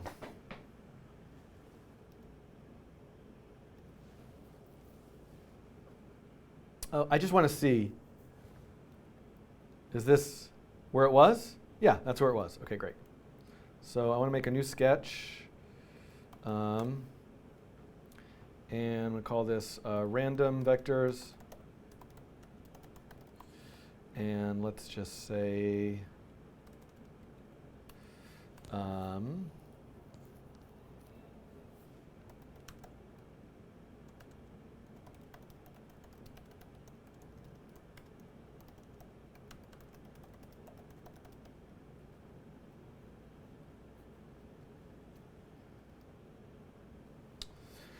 sorry, I'm thinking about how I want to do this.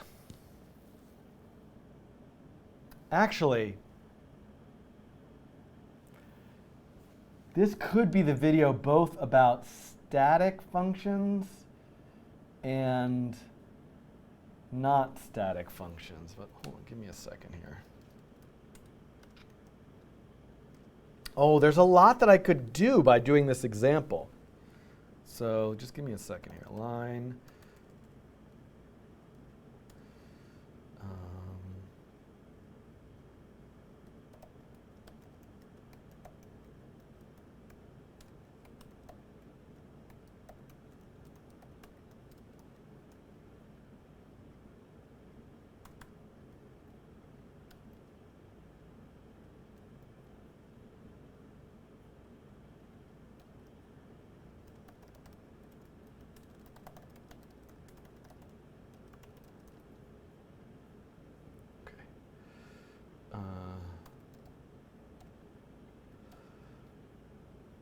Okay.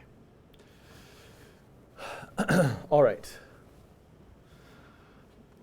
That kind of threw me for a little bit of a loop there because I don't have a ton of time, but let me see what I can do here.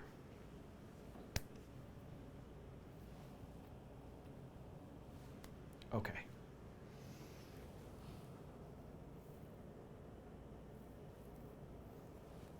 I don't know what to call this. I'm doing the random thing and the static thing. It's kind of like two topics.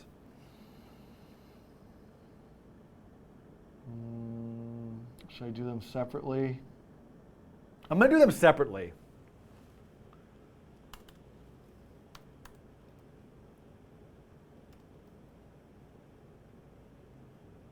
Okay. All right. Okay. Hi, so this is another video about working with p5.vector and create vector in p5.js. Hi, so this is another video about working with p5.vector and create vector. The same thing. Why did I want to change what I was saying? Hi, so this is another video about working with vectors in p5.js. So I want to demonstrate something in this video which is about picking random vectors. No.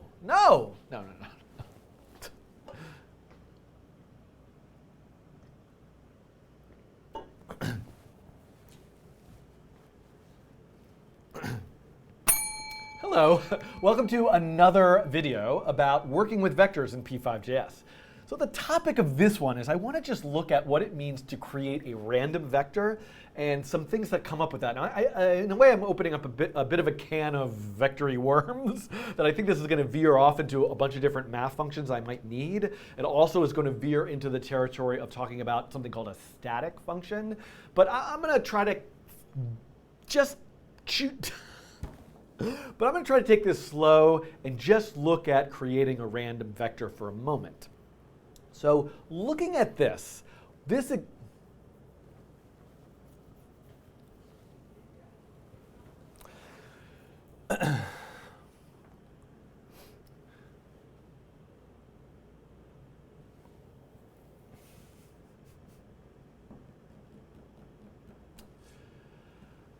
deep breath.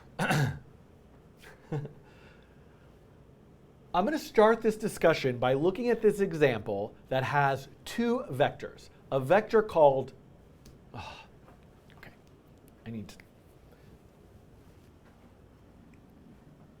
Simon is telling me that I didn't do vector multiplication. Exactly! That's exactly what I'm going to end up needing to do, and magnitude. All this is going to come up. This is how I'm doing it. Okay. It's not cold in here, it's warm. The example that I'm going to work with starts with just two variables, v1 and v2, and they're two vectors, one with x and y of 200, 200, one with x and y of 100, 0. So what I'm doing in this is I'm drawing a line between the location, I'm drawing a line between the position v1.x, v1.y, and the result of adding v1 and v2 together. Ugh. Ugh. Let me just start this whole thing over.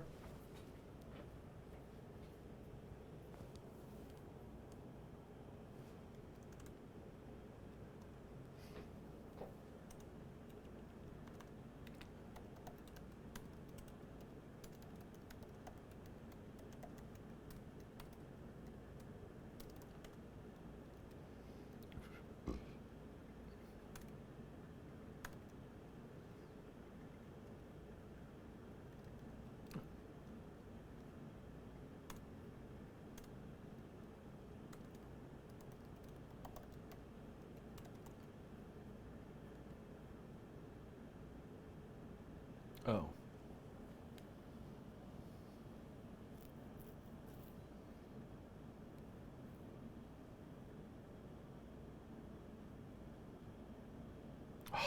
I can't do this without this. The static thing is making me crazy. I really just need to, I think I need to do the, you know what, I need to do the static one first. Or I should just be less crazy about this. You know what? I got it, everybody. Oh, I'm such a doo-doo face. I know what I'm going to do. I have a much simpler way of doing this.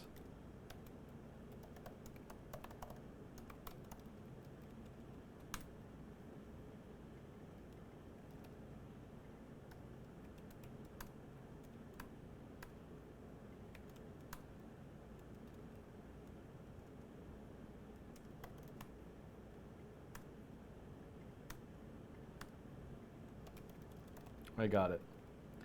I want to do the other thing, but I need to talk about static functions. That's why I was, okay. There we go. Okay.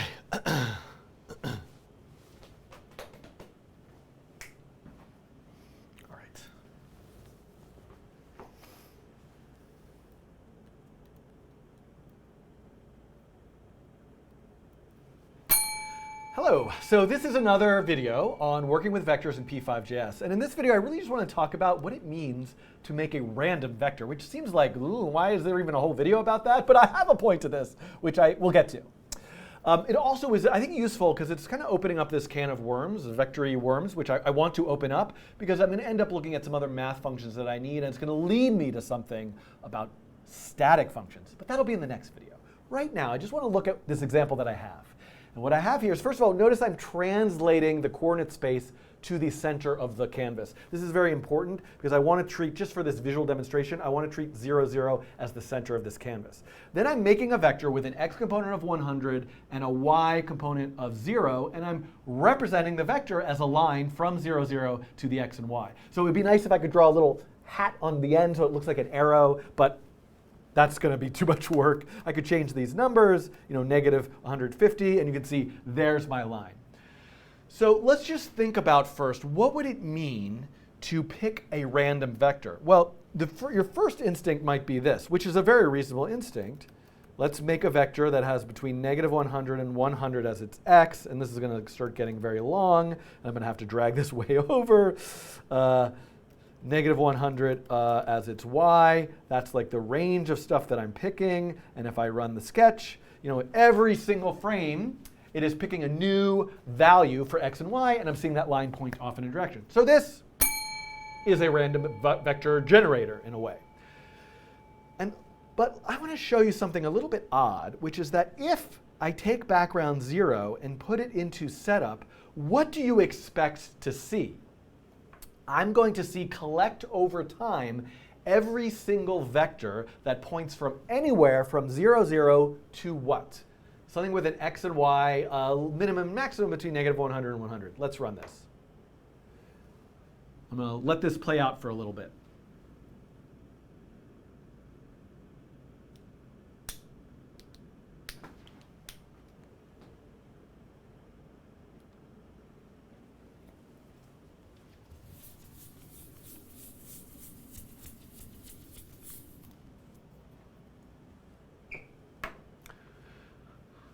Look at that result.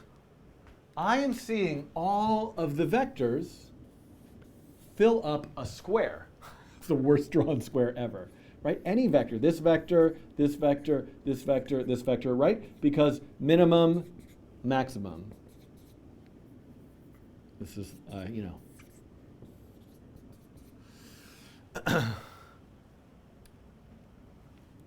this is 0, 0.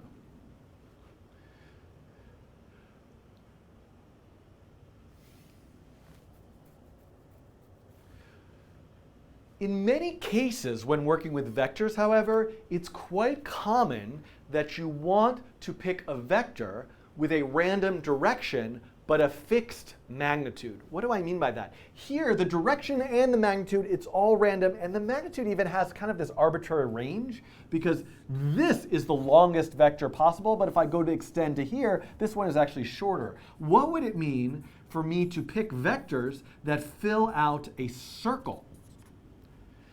Well, there is something in there is something called a unit vector. And a unit vector is a kind of vector which really just and a unit vector is a vector that talks about that. And a unit vector is a vector of length 1. That's the unit with any direction. So it's a kind of vector that you use when you only really want to talk about the direction. The magnitude doesn't matter. Let's just pick 1 as a standard, and let's now pick a direction. So what if I wanted to pick any unit vector, any vector of length 1, but in any direction? Whoops. So I could start to look into some trigonometry math to do this, and I will come to that soon enough. But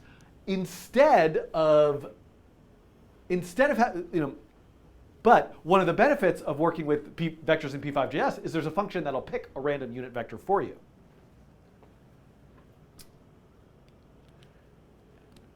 And that function is just called random 2D, because I want a random 2D vector. V equals p5.vector.random2D. Now there's something really odd about this, which is I'm calling this function random2D, p5 dot vector dot random 2D. What is all that? So this is veering off into this other topic about static functions, and I'm going to talk about that and cover that in the next video. But for right now, let's just understand this as a function that returns a random unit vector. So now if I were to run this, oh, what's going on here? Well, look at all those random unit vectors. They're all of length 1. Well, I can't really visually see what's going on because 1 pixel isn't very much. I could use scale. I could try using the scale function to kind of blow things up. But this is a really nice opportunity for me to talk about another vector math function, multiply. Where are we time-wise? Oh my goodness, I gotta go. Gonna finish this out. I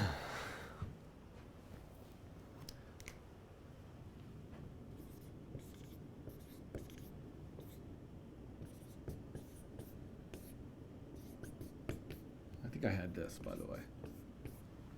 Something like this. Remember when I had vectors a and b? And I said a plus b is add the x's together, add the y's together, and I'll get 8, 3. Those aren't the numbers I used before, but I think this math is correct. Now, and the function in P5 to do this was add. Now, what if I wanted to use the idea of multiplication with vectors? Oh my goodness. Could I say a times b? Well, I kind of can, but vector multiplication, the vector product, is a whole other topic that I'll cover eventually. But you might have heard of things like the dot product or the cross product or the Hard-Maru. What's that called? The Had-Maru? No, that's Hadamard product. Or even something called the Hadamard product. But I'm not covering those now. When I say vector multiplication, I'm talking about scaling a vector. Well, when I say multiplication, when I'm referring to this function in P5 called mult for multiply, I'm talking about scaling the vector, multiplying the vector by a scalar quantity. So in other words, I'm talking about saying a times, not another vector, but like the number 2. And what do I mean when I say that? If I have a vector that's pointing in a given direction with a given magnitude, like 3, well, let's actually make it 5, because I'm going to use the 3, 4, 5 triangle. If I multiply it by 2, now I have that same vector. Oh, sorry, no, I have a different vector, but it's the same direction with length twice as much. So the length of this vector is 10. And the way that this works is if it's a 3, 4, 5, if the components are 3 and 4, because it's a 3, 4, 5 triangle, then all I have to do is multiply each component. So if I want to take a and multiply it by 2, the vector I get is 6, 8. 3 times 2, 4 times 2.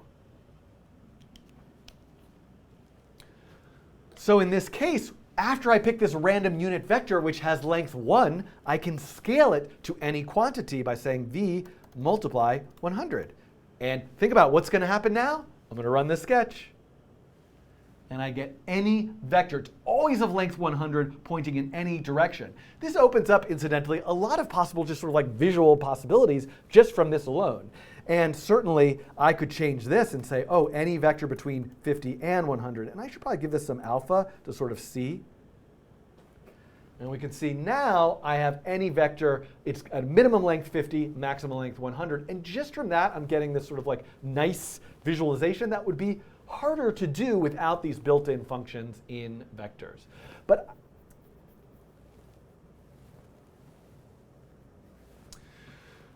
so there's a lot more to this. I might return back. It might be useful now to return back to this random walker example. And I can see now,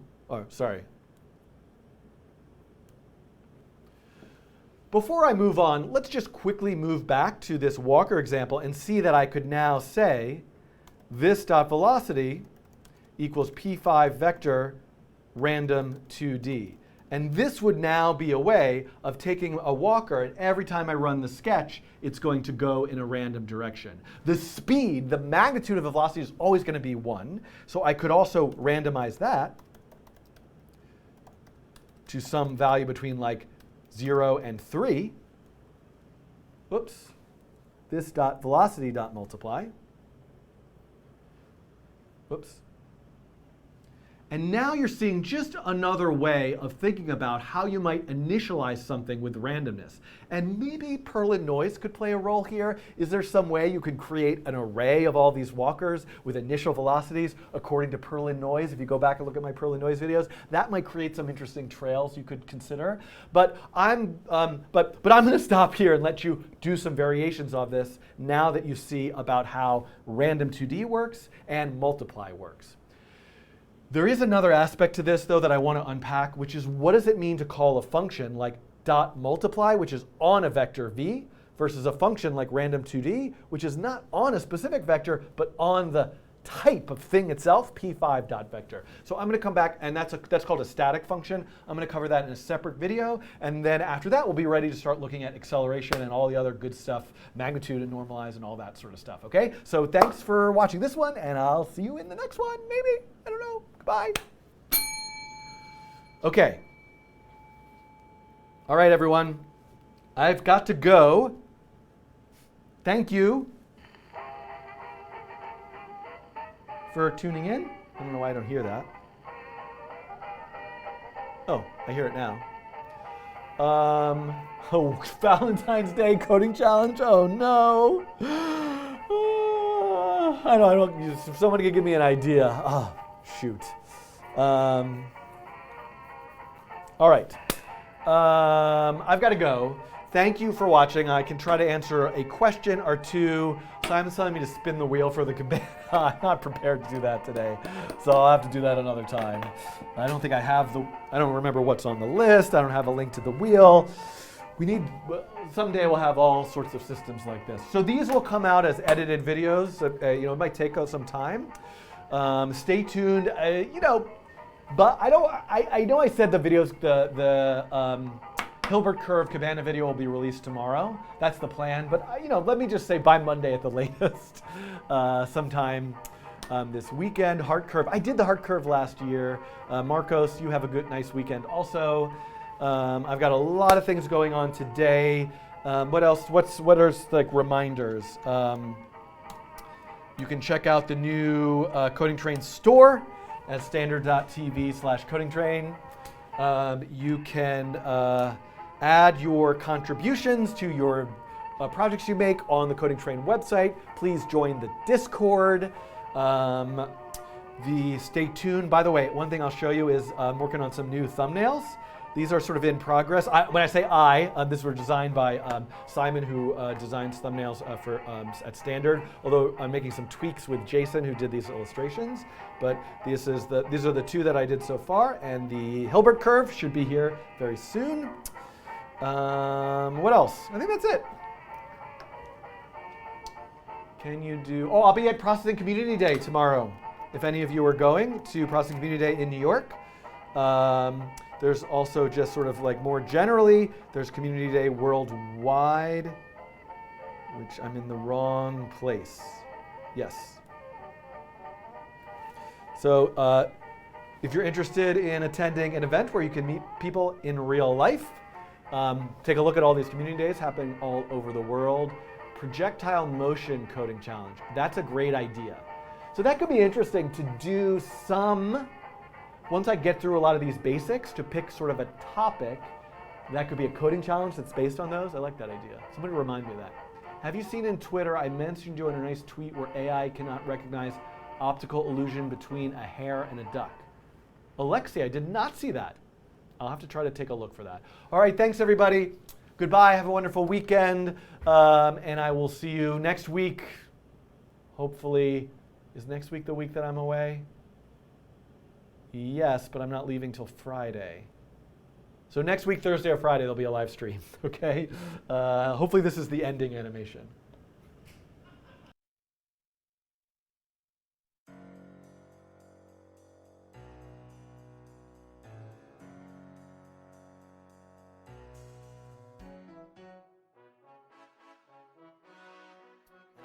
say once again, here we go, sing it with me. It's the polar to Cartesian coordinate song.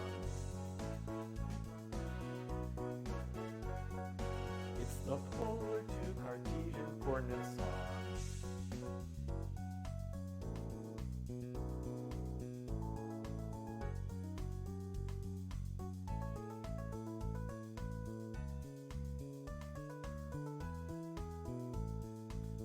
Auto-tune and the internet will fix that for me.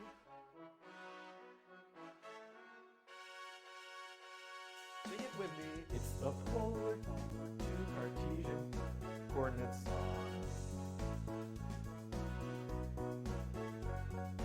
It's the polar to Cartesian coordinate song.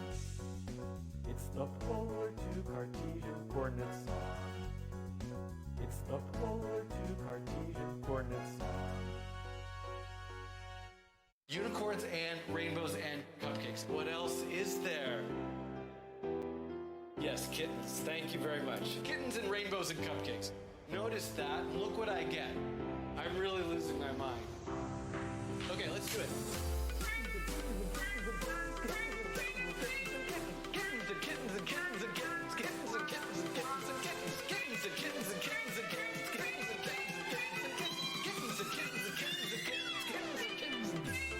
Kittens and kittens and kittens and kittens. Kittens and kittens and kittens. Kittens and kittens and kittens and kittens. Kittens and kittens and kittens and kittens. Kittens and kittens and kittens and kittens. Kittens and kittens and kittens and kittens. Kittens and kittens and kittens and kittens. Kittens and kittens and kittens and kittens. Kittens and kittens and kittens and kittens. Kittens and kittens and kittens and kittens. Kittens and kittens and kittens and kittens. Kittens and kittens and kittens and kittens. Kittens and kittens and kittens and kittens. Kittens and kittens and kittens and kittens. Kittens and kittens and kittens and kittens. Kittens and kittens and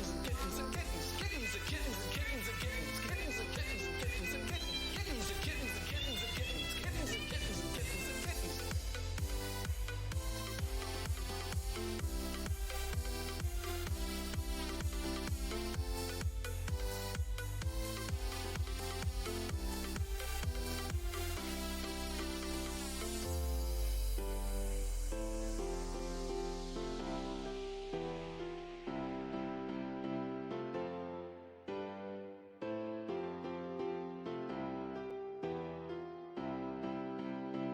I feel just sort of like a nice feeling of relaxation. Everything's going to be okay today. Dream is not broken. It has not frozen. This is a wonderful thing. Okay, we're going to do it. I'm really getting to something. I need my sound effect.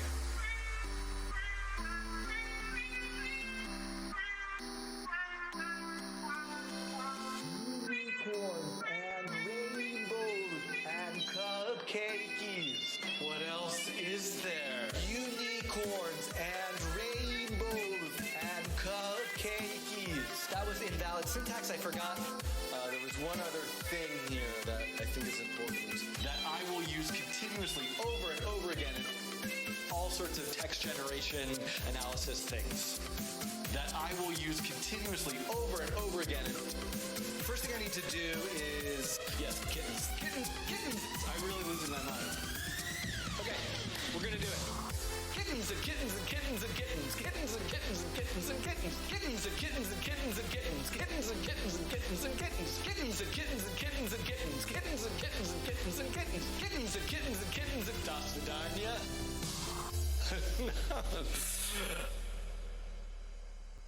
So this is random, this is noise, Perlin noise that is. In the core random algorithm, the actual random algorithm itself, those numbers aren't related at all. You pick, like, I'm picking random numbers between 0 and 10. 9, 2, 7, 6, 1.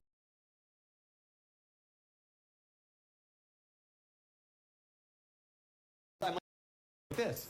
2, 3, 4, 3, 4, 5, 6, 5, 4, 5, 6, 7, 5, 6, 7, 5, 6, 7, 8, 9, 8, 7, 6. Well, this is like Perlin noise performance art.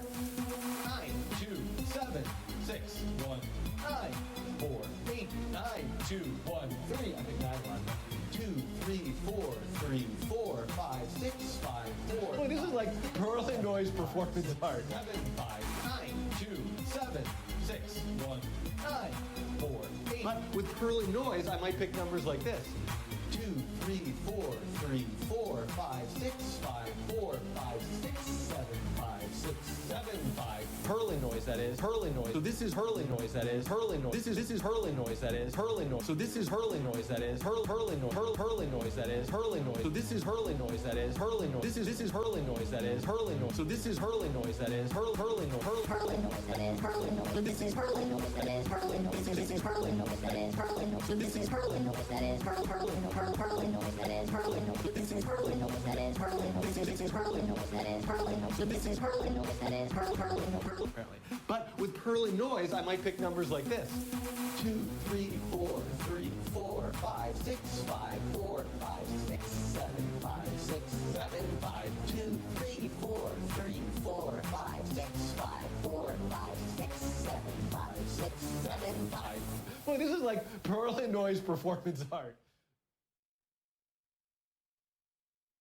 As always, I always forget the this dot, this dot, this dot, this dot. I'm gonna do this dot, this dot. I'm gonna do this dot, this dot, this dot. I'm gonna do this dot, this dot. I'm gonna do dot, this dot, this dot, this dot, this dot song. This dot, this dot, this dot. Never forget this dot, this dot, this dot, this dot, this dot song. This dot, this dot, this dot. Never forget this dot. This dot, this dot, this dot. I'm gonna do this dot, this dot. I'm gonna do this dot, this dot, this dot. I'm gonna do this dot, this dot. I'm gonna do dot, this dot, this dot, this dot. I'm gonna do this dot, this dot. I'm gonna do this dot, this dot, this dot. I'm gonna do this dot, this dot. I'm gonna do this dot, this dot, this dot, this dot song. This dot, this dot, this dot. Never forget this dot. This dot, this dot, this dot. Never forget this dot. I'm gonna do the this dot, this dot, this dot, this dot, the this dot song. Never forget the this dot.